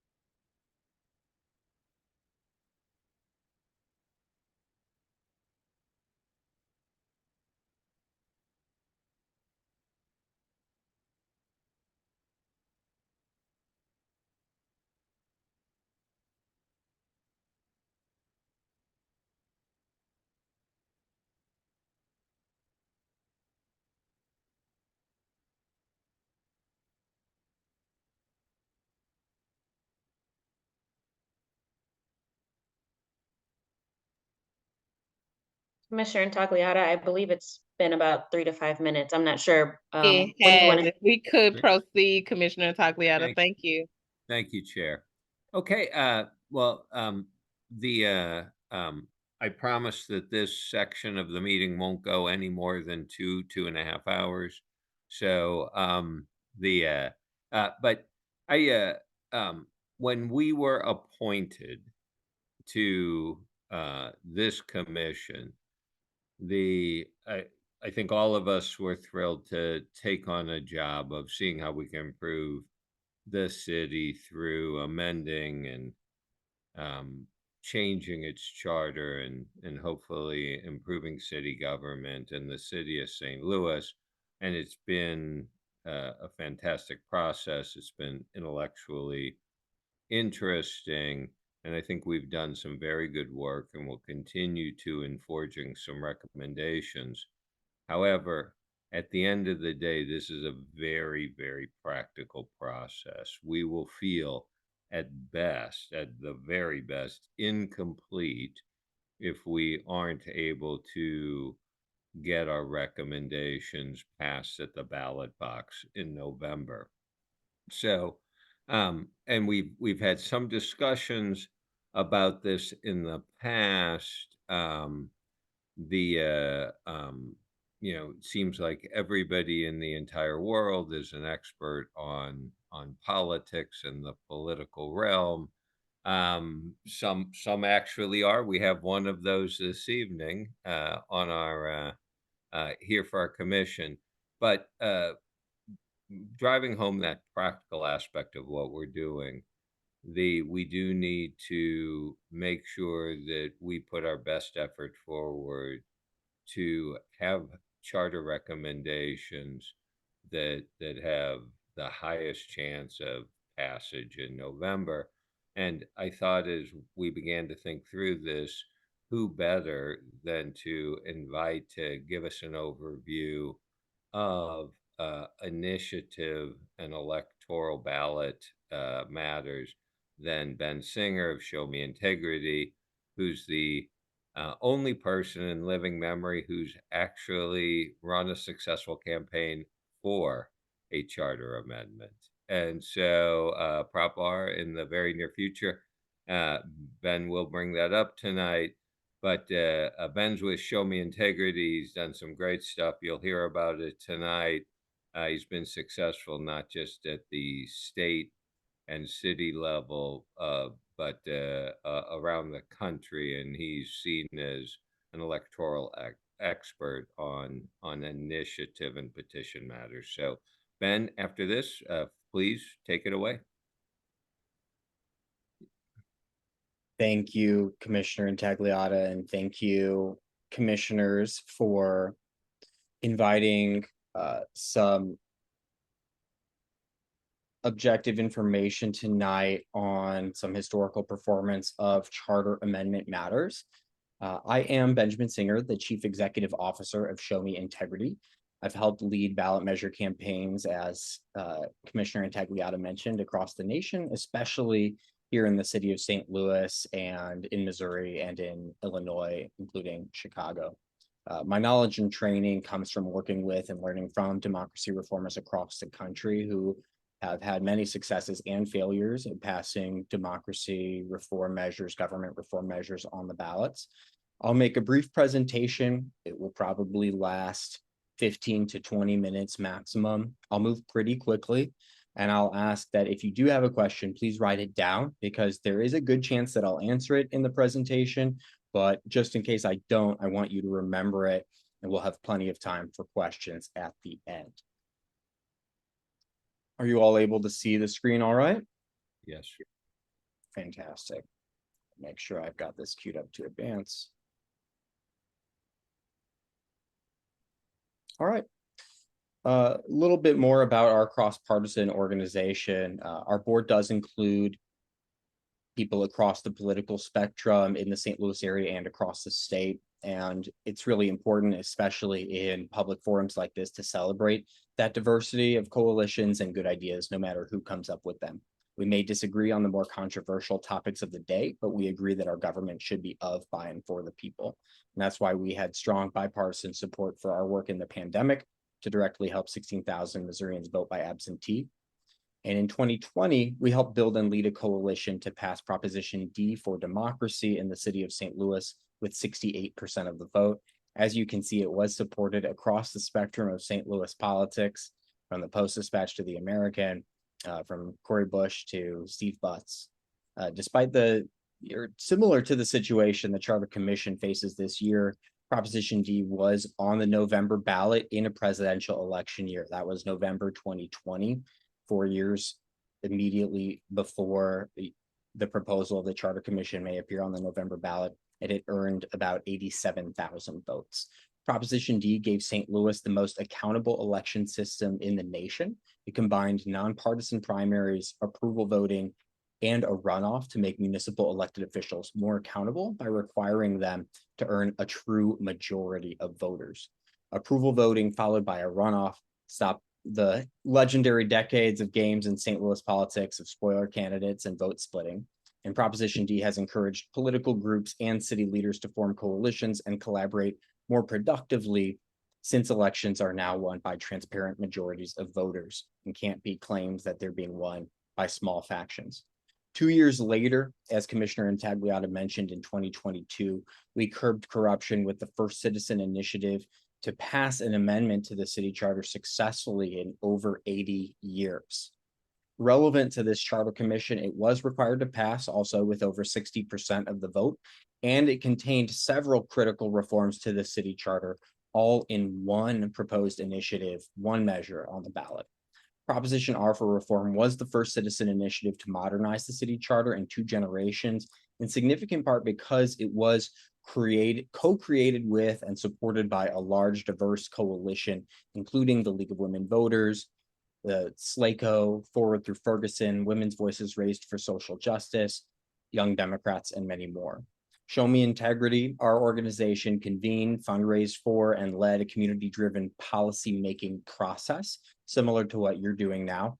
We won passage with 69% of the vote for stricter conflict of interest requirements, independent redistricting, and protecting voters' rights.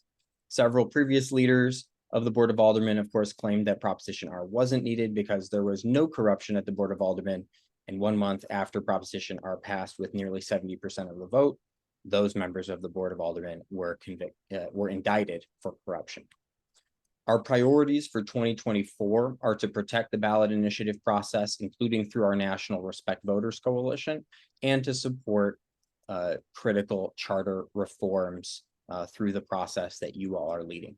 We want to thank you for the work that you're leading, and we also want to thank and acknowledge the important work that the League of Women Voters of Metro St. Louis and SLACO have been doing to gather community input, which they have presented to the Charter Commission.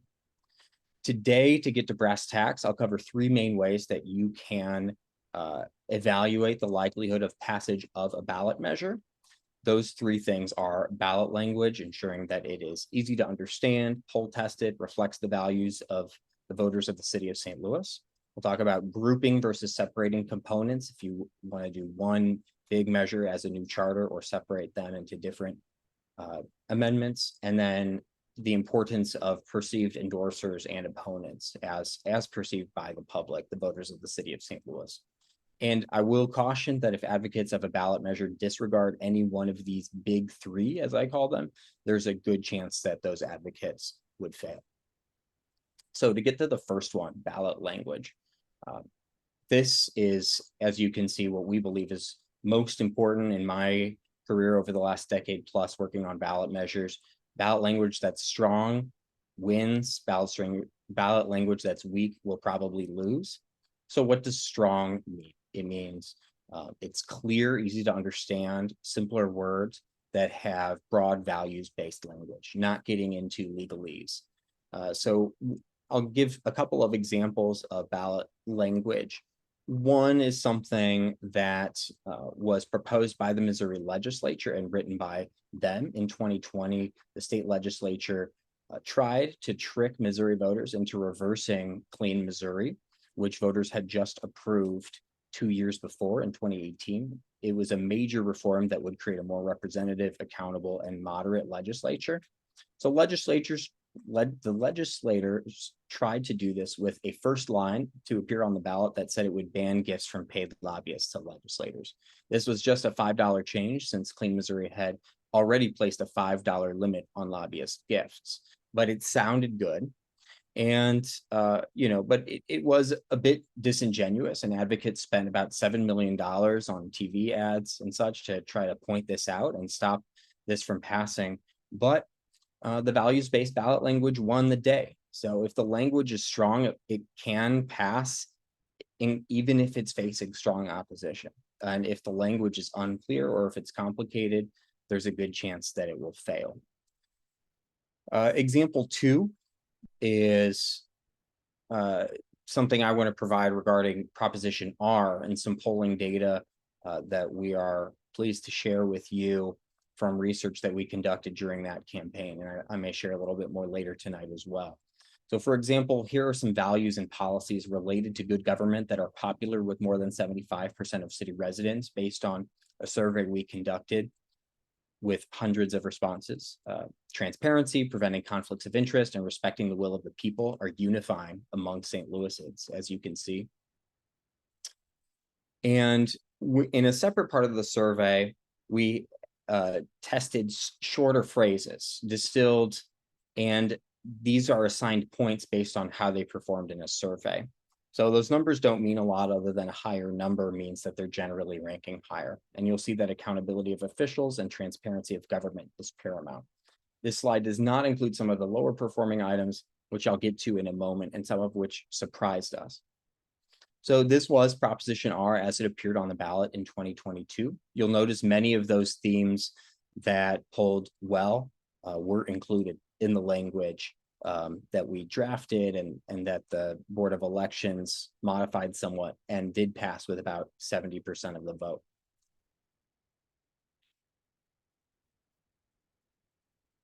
Also relevant for you all is, as I mentioned, a few items that we were surprised performed low. Our volunteer-led committee was surprised to see some of these got less than 60% among city residents, including equity and keeping neighborhoods together. So, based on research, you can see which things you wouldn't expect to carry a measure to over 60% passage and victory. That doesn't necessarily mean that you shouldn't include them, but it means you shouldn't focus on them maybe in the language that appears on the ballot, because they're not as,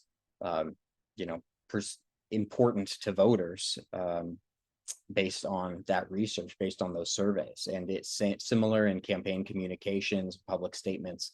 They're not the strongest points that are going to get you over 60%. So to sum up on ballot language before we move on to the next point, if you keep it simple, based in values that have been poll tested, you're likely to succeed. If the language veers into the complex or items that haven't been poll tested, you're likely to fail. Next, we'll cover whether to group amendments together or separate them. I know this is something that you all have discussed to a significant degree. First of all, it really depends on how this is going to be received by city voters. Again, you can identify that through polling. A lot also depends on whether you expect any of the proposals to face a funded, organized opposition, potentially from an interest group in the city. And of course, you can determine that through outreach and one-on-ones with political leaders. But also remember, this is really, really important, that voters like making decisions simple. The more complicated you make a decision, and this is well documented in behavioral economics and psychology research, the more complicated you make a decision, the less likely people are to even make that decision. So that brings me to an example that I'll come back to a couple times tonight. The last time that proponents placed multiple charter amendments on the ballot in 4 separate amendments, they famously failed in 2004. Of course, entrenched party politicians opposed these. There were some other issues we'll discuss shortly. And it's more difficult for voters to try to make a decision on competing claims when they're encountered with 4 separate items versus 1 up or down item. So the complexity may have contributed to leading voters to simply make the easier decision to reject all of them. This has led, I will caution you, to a very misguided conventional wisdom that if you try to do a lot at once, you will fail. As we did with Proposition R, where we accomplished several different changes, we did them all at once, and that was an easy decision for voters to say, yeah, this sounds good. This is about accountability and transparency. I'm going to vote yes. Now you can see here from the Charter Commission in St. Louis County that they put all of their recommendations onto the ballot as one new charter in 2020, and that did pass. That was, I believe, in August of 2020. So I included for you, I actually had to put in a request with the county Board of Elections because it's no longer online, perhaps because the county transitioned their website recently. So this is the language that appeared on the ballot. As you can see, it was all over the place, a bunch of different changes to the county charter. And as you can see, they even say in the language and other provisions as set forth in the document, proposed St. Louis County Charter on file with the county clerk. So it, of course, doesn't even include everything that was in this new charter, and it did pass. Voters often believe government is out of date and needs change. I'll show some polling data later how voters in the city of St. Louis have felt, and that it makes it very easy for voters to vote yes. So if you don't expect opposition, that's why our advice would be to group them into one new charter and ensure the ballot language is simple and reflects policies based on values that polls show you voter support that are contained in that new proposal and in that ballot language that voters see on the ballot. Finally, the last of the big three pillars of victory is your endorsers. Proposition D, Proposition R, and Clean Missouri all won with over 60% of the vote, led by community groups with endorsers across the political spectrum. On the other hand, the 4 separate charter amendments in 2004 lost when they were perceived as giving more power to the mayor and were endorsed by the last 4 mayors, which underscored that perception that this was a consolidation of power, which voters generally oppose. Voters generally like more democratization of power and holding accountable elected officials. As you saw, that was the top performing value that we tested. These charter amendments in 2004 in St. Louis were also openly funded by what some people at the time called the quote downtown elite, and this left these proposals susceptible to attack. As you all have probably read or remember from the 2004 campaign, billboards popped up telling voters that, quote, a vote for charter amendments A, B, C, and D equals support for the Confederate flag. The city NAACP denounced this false claim, especially since the billboard was paid for by a white man. But the amendment still failed across the city, including in wards that were majority Black.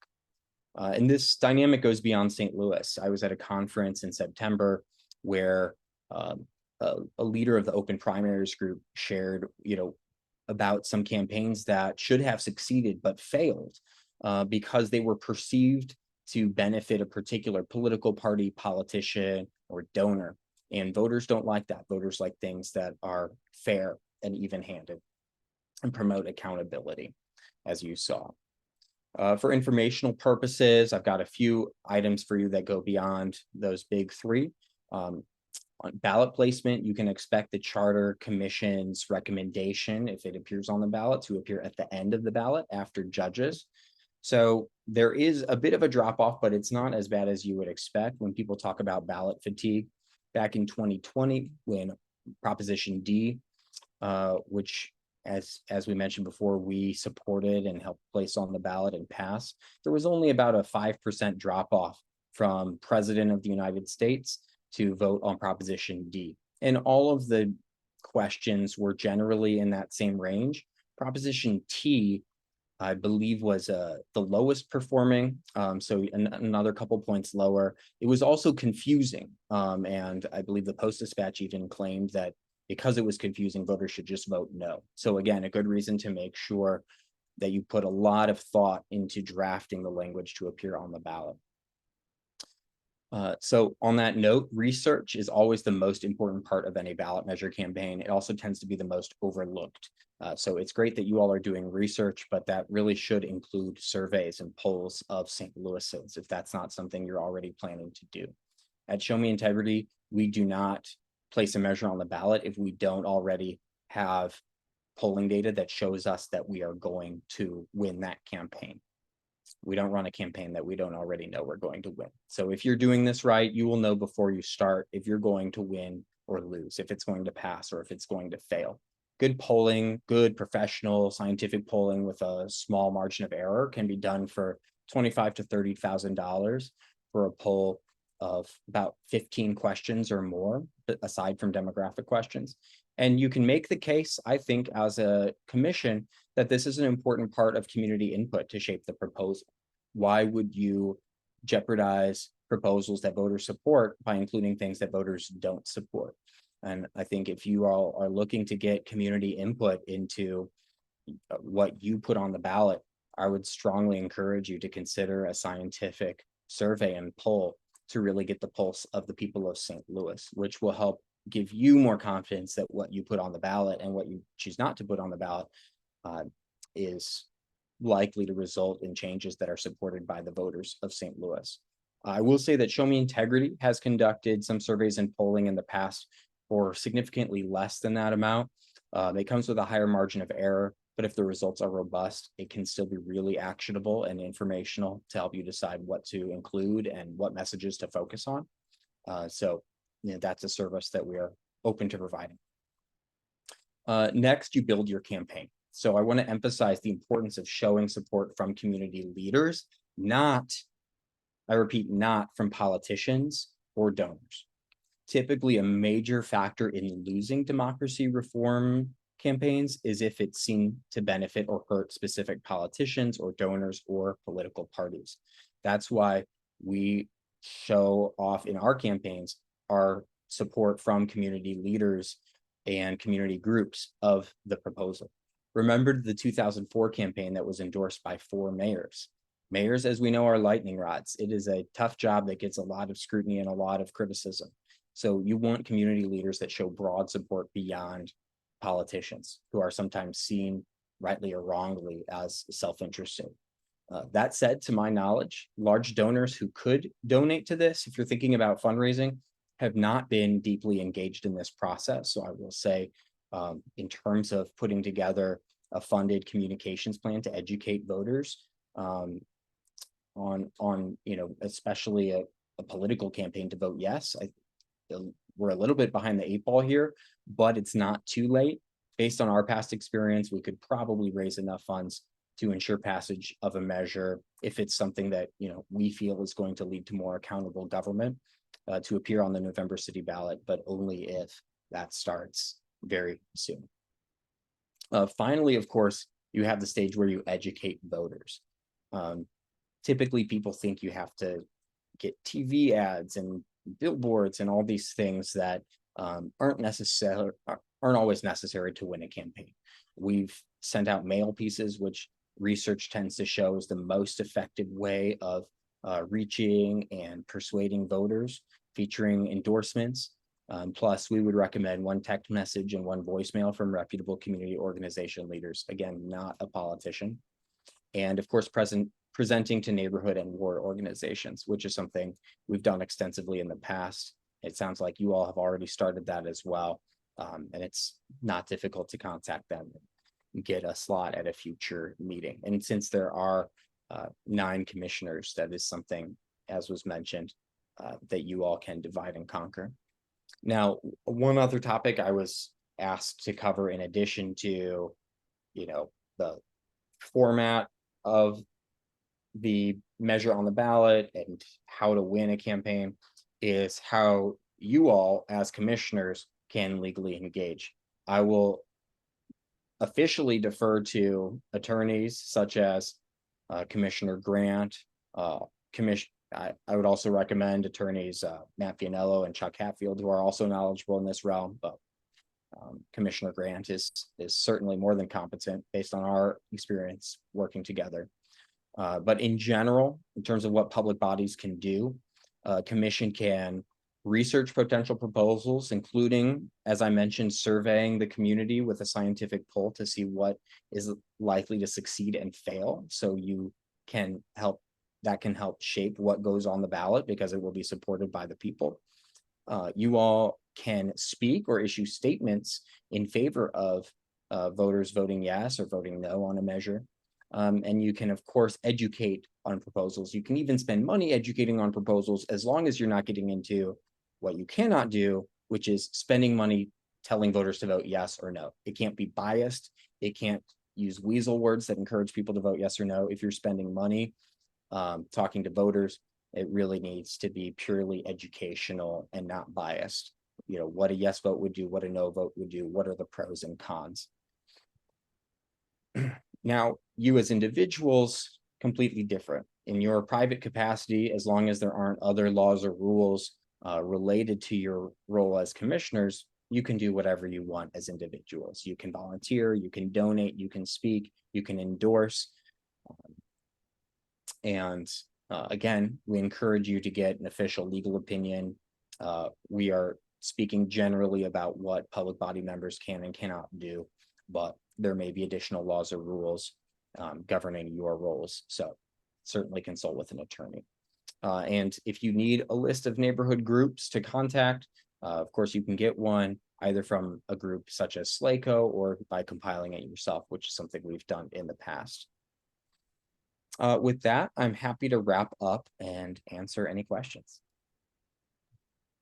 And thank you very much. I'm sure the commissioners have questions for you.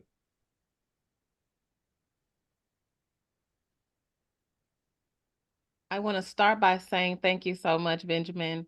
And we do have, I'm sure we have questions. I wanted to start with, does your organization, I know you mentioned it briefly, conduct the surveying on a for-hire basis, or how does that work related to voter education or voter information? That is something that we are able to do and we have done in the past. It is lower cost, but I will also say slightly less scientific than a professional polling firm. We've had good experiences working with polling firms, so it can be a question of budget. I will say that the results we got in the past were very robust. You saw some major differences in, you know, things that were performing over 80% versus performing at 50%. When results are that robust, it makes it very easy to make a decision. And so a margin of error of a few percent doesn't make a huge difference. So yes, that is something we are able to do. How many voters will be in a sample size that you'll poll? I would recommend a sample size of 400 to 500 with an oversampling of voters who self-identify as Black or African American to ensure that you are getting a representative sample.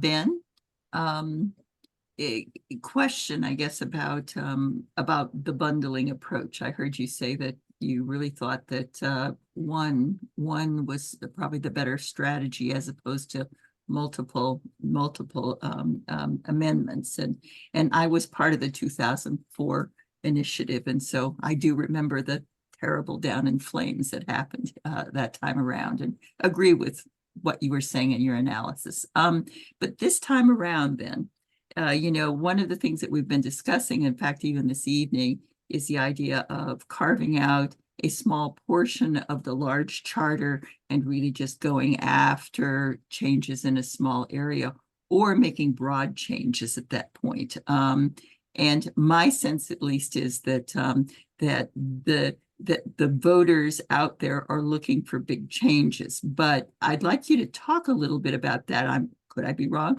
Are you wrong? What you know, is it bold strategies they're looking for? Are they looking for big changes, or is this the risk adverse community that we think St. Louis is, and therefore they want to just see and know and be happy that there are some changes, but that everything still looks familiar?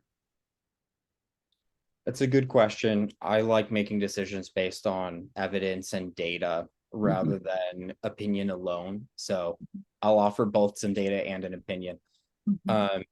you know, with the St. Louis County Charter Commission that met just a few years ago and recommended a completely new charter that did pass with about 63% of the vote, it was all over the place in terms of different types of changes to the charter that they were recommending. And it passed. So take that for what it's worth. I will also, since you asked, take the opportunity to share a little bit more polling data of city voters. And this comes from a scientific poll conducted by a professional polling firm. So this was through the process of passing the last citizen initiated charter amendment in the city of St. Louis. And this was in early 2021. This is very important. So this was before the last couple of elections, which saw major changes in leadership in St. Louis city government, including the mayor's office and the board of aldermen.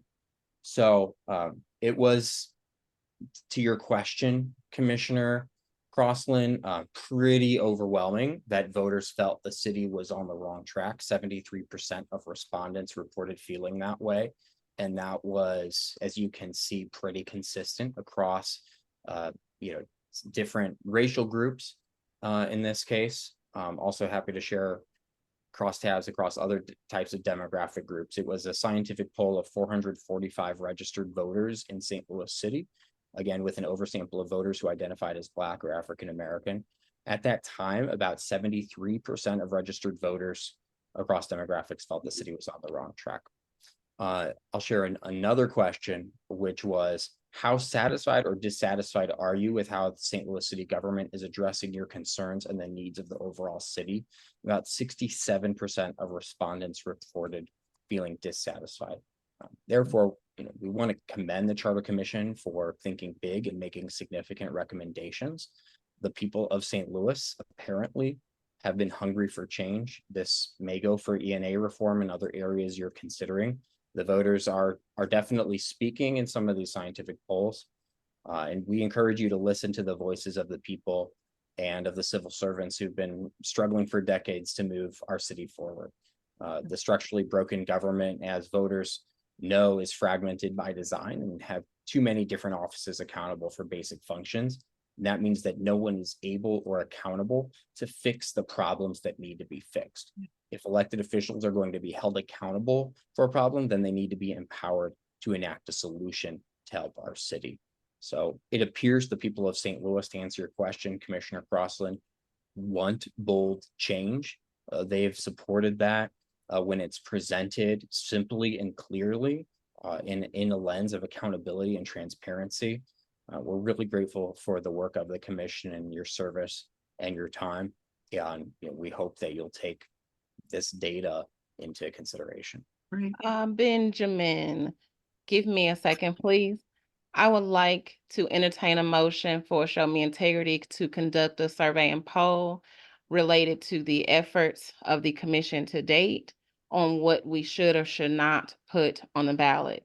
So to shorten the motion, I would like to entertain a motion for the commission to engage the Show Me Integrity in creating and issuing a poll for the Charter Commission of the City of St. Louis, effective immediately, related to the recommendations that we are proposing. I'd love to second that, but before I do we have a balance on the appropriation for our commission? Do we have $20,000 to allocate to this? We don't know if that would be the price specifically. No. I believe that Mr. Singer said that that is a scientific cost if they were to outsource the balloting strategy, but they could do it within Show Me Integrity. Well, and I my question is whether we are able to entertain a proposal like that within the city's contracts, requirements, et cetera, whether bidding is necessary, et cetera, et cetera. And so City Councilor, could you respond to that request? It depends on the cost. Benjamin Singer, could you provide us with an overall cost of what balloting or polling the City of St. Louis residents would be? Would it perhaps be more logical at this point to appoint a subgroup of commissioners to work with Counselor Hamilton to be able to articulate what we would be able to do for what amount of money, and then for us to either, I don't know, approve an up to cost right now, or simply meet back again quickly to be able to approve a final contract. I'm a little uncomfortable right now that I don't know what the parameters will be. I think somebody needs to work on all of this and to actually articulate what we would be getting for what, rather than just doing a blanket right now. So I would amend my motion to entertain a motion. I would like to entertain a motion for Show Me Integrity to provide a proposal to the City Charter Commission and those of us present and not present related to the framework of how or if you all could do a ballot strategy and or the polling for the commission related to the recommendations that we have to put forth. Point of Point of information. order. I'm sorry. Go ahead, Christine, sorry. Am I Christine? recognized, Madam Chair? Right now, we have to discuss or we have to decide if we're wanting to move forward with the motion that's on the floor, if we could. What I amended it what I'm to based asking. on, Yes, that's what I'm asking to discuss. yes. Yes, I think it's problematic to vote on a motion on this tonight.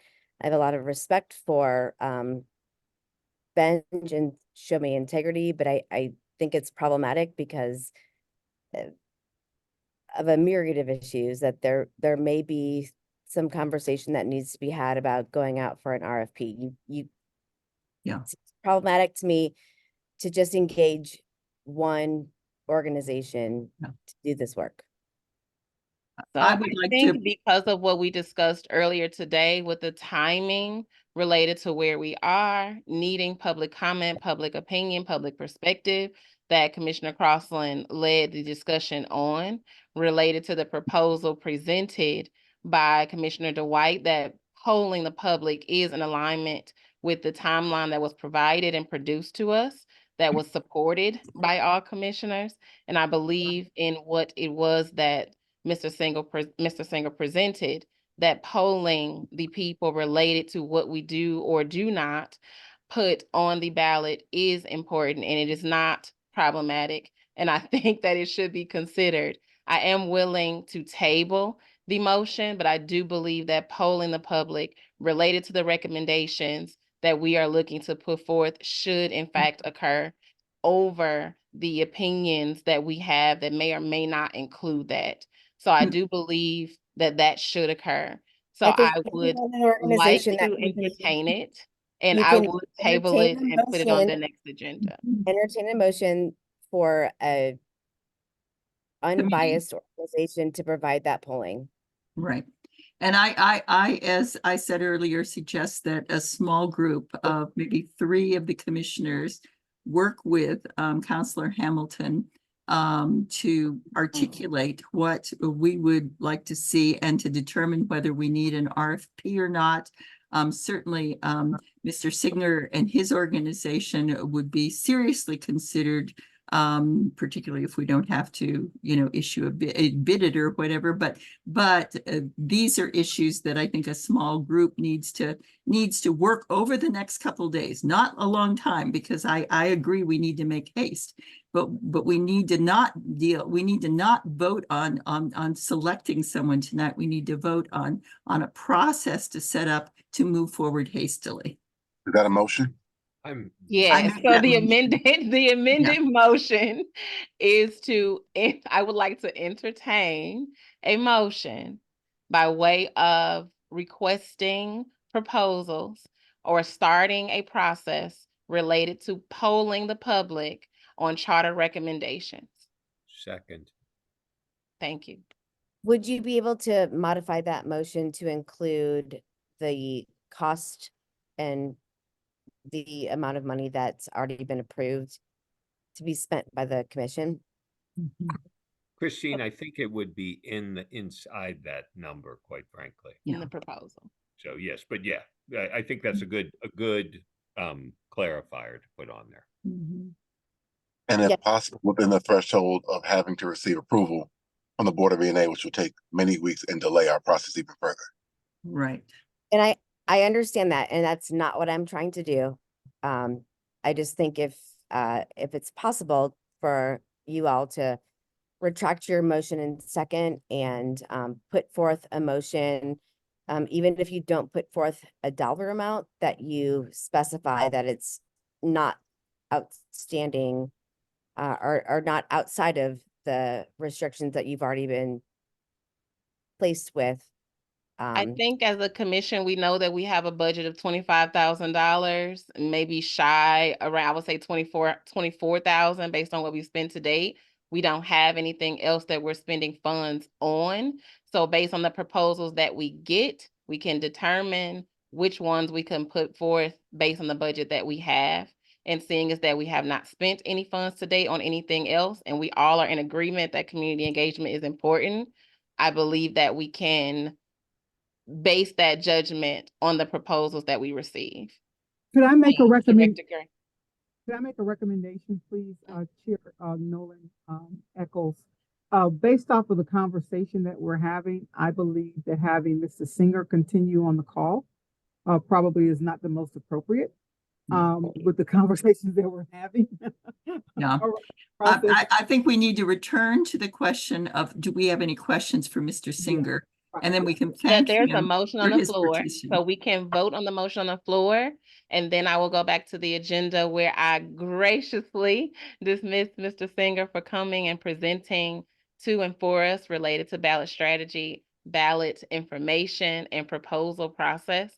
Again, I thank you very much for your attendance on today. I thank Mr. Commissioner Intagliata for inviting you, but there is a motion on the floor. So if we could, for those of us that are in favor of having proposals sent to the Charter Commission staff by way of the Charter Commission having a ballot strategy poll created for the commission. I believe we're missing Secretary Bobo, so I will take the vote based on raised hands in your Zoom link or in your Zoom.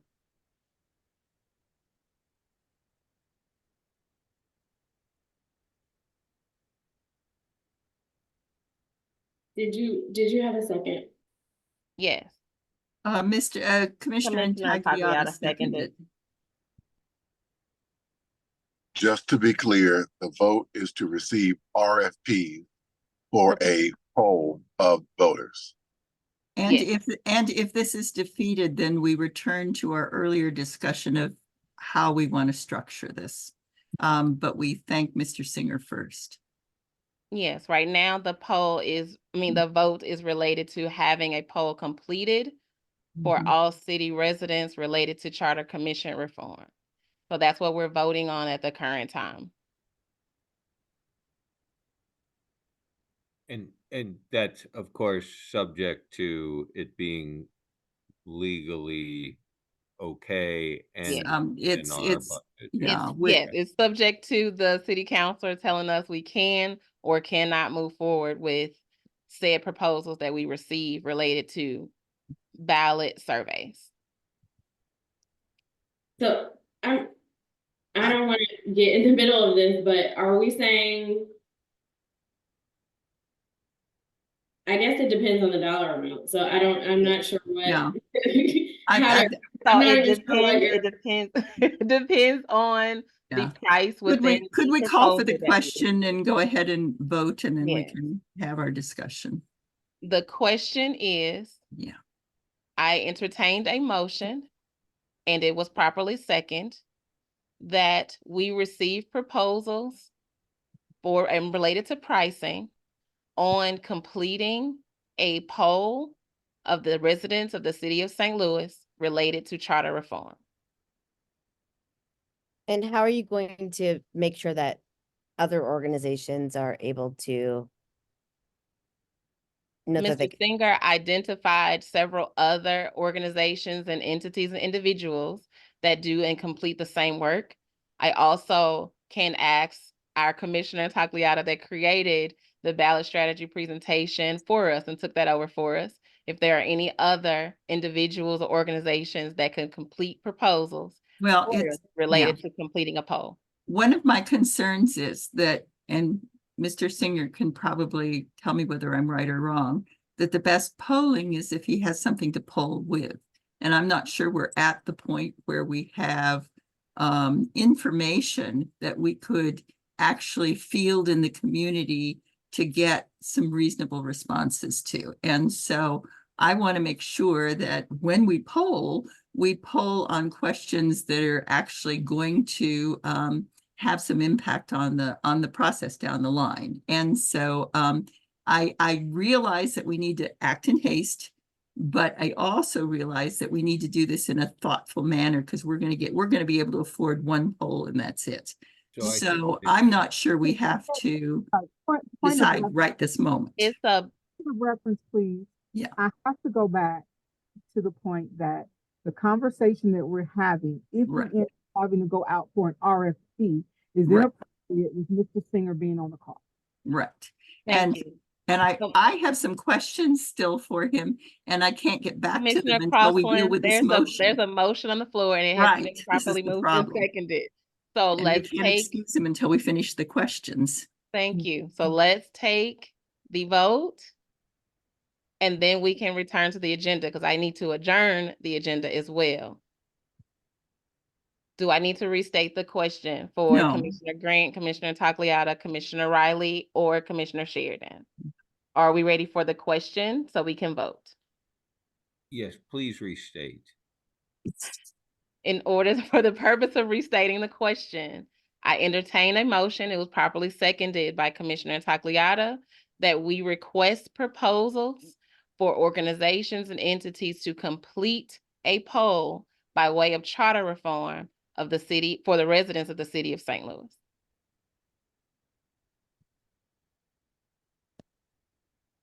And start All- working on it now. Would you say, Commissioner Tagliata? Start working on that now is what you're saying. Yes, so by the time we have those proposals, we have verified the pricing, we understand if it is or isn't in budget, and we move forward with it. By the time we do that, we'll know what questions we want on the poll. Aye.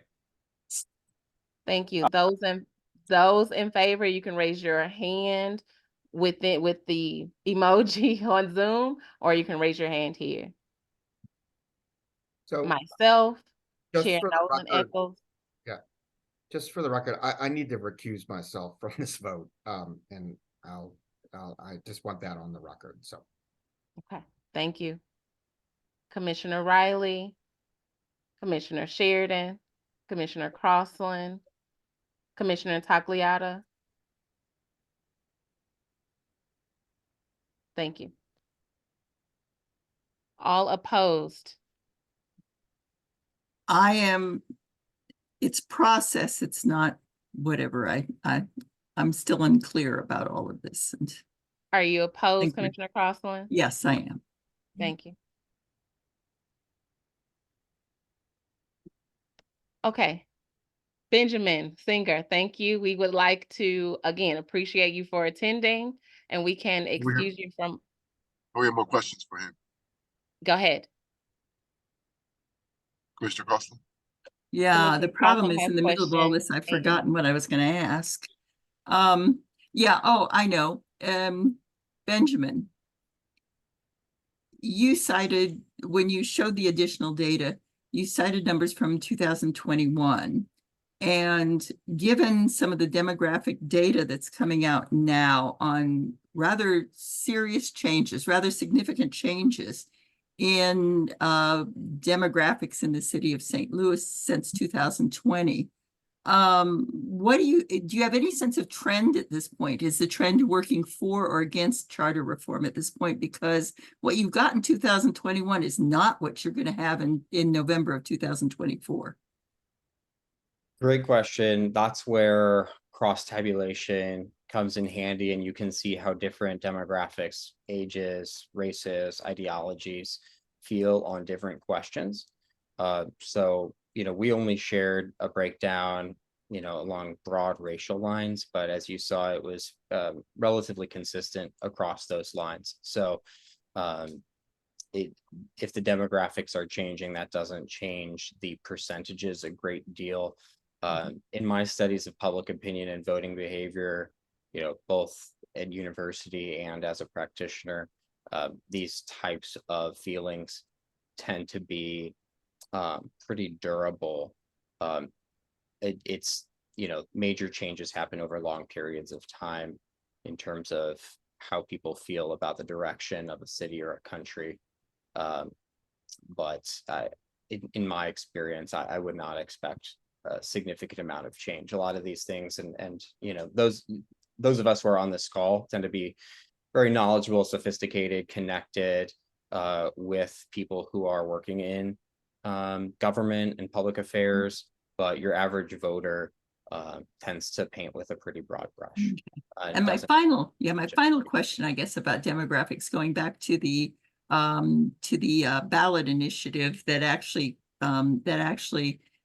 passed in establishing the commission. Is that information segmented enough that we literally could break it down by neighborhood and ward, et cetera, so that we could overlay the community outreach that we are doing at this point to neighborhood organizations, because there's 9 of us and 150 organizations or whatever, that we could literally overlay one against the other and find the areas where there was the most dense participation in the ballot initiative to be able to kind of focus on as we do our outreach. Point of order, again, I apologize. I think we're discussing things that should be part of an RFP. Okay. That's fine. I think Yeah. we're asking questions and talking to Benj, Yeah. who I have a lot of respect for. This is not appropriate. This is Okay. This is All right. something that we should Again, be. just curious. I Thank don't know you. enough about this process. And so I was trying to understand what we could and couldn't do with this kind of a process, regardless of what entity we have doing it. Commissioner Crockland, so we'll get your questions answered by way of Mr. Singer and provide them to you. And again, we've already decided to request proposals. Therefore, those answers will be provided to you in that way. So with all due respect of time, and thank you, Commissioner Christina Gracia. The next item on the agenda, I would like to move to adjourn this meeting. If I could make one more point of order, I apologize. I was not recognized earlier. And I just wanted to make sure, I have a lot of respect for the personnel director and Reverend Gray, but just wanted to make sure that everyone also knew that Reverend Gray is married to the personnel director. And I don't think that's something that a lot of commissioners know. And so in So terms it's of a point of order that we continue to bring up personal matters in a charter commission public meeting. it's not a So I would personal like to call for matter. the question, and the question is that we adjourn this meeting. And I would like a second for that matter. I would like to have a discussion on the matter. Do we have a second to adjourn the meeting? Chair Nolan Eccles, with all due respect to your position in adjourning the meeting, I would like to hear what Director Gracia has to say. If you would so please to allow that to happen. Okay, Director Gray, thank you. At this point, I think it would be okay, Ben, if you didn't mind, if you want to leave the meeting or return. Thank you. Thank you very much for coming tonight. Yeah. We really appreciate it. Thank you. Thank you. Thank you. And I want to say, as an organization that works for ethics and integrity, we definitely believe that you all should privately consider what's needed for you all to get the quotes and information you want. We're not here seeking business and did not expect the motion. So if we're happy to be of service in our nonpartisan mission to assist the mission of educating the people of St. Louis and making government more accountable. And we certainly do not want any special favors as an organization. That is not what we do. So thank you very Thank much for you. your time. We appreciate it and happy to be of service any way we can. Thanks, Thank Ben. you. Thank you. Okay, Director Gray, yes, ma'am. although I understand that you would like to hear Commissioner or Christina Gracia's perspective on your marriage at this time, the time is now 7:37. So this is why I would like to entertain the motion to adjourn the meeting. And I believe that you all could convene that discussion in the office on a different time I think the other than discussion now, needs if to you be could. held in public. I think the discussion needs to be held in public. I don't think there needs to be much. I believe there are other conversations that also should be made in public related to ex officio members' private matters, but I don't believe that the commission's time is where that should be done. We're already here again at 7:37 p.m. So if I could get a commissioner or if we leave the meeting has officially adjourned itself because there will be no quorum. So if we could second the motion to adjourn the meeting by way of item number 7 on the agenda so that we could end this meeting at this time. All agenda items have been met.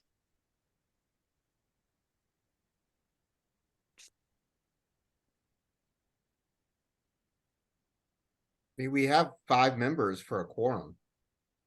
If one- Yeah, And but the, and the motion we are, has not, and the motion has not been seconded to adjourn. okay. Yes. There are no Just from a additional process standpoint. agenda items related to Director Gray's marriage.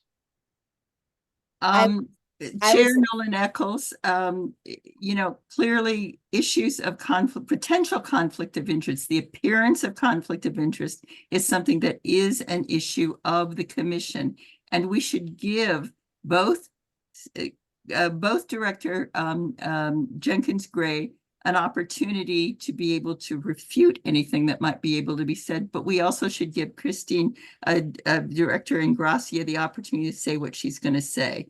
We as a commission are bound to hear that kind of stuff. It's not about marriage and not marriage. It's about conflict of interest, and that's something we need to pay attention to.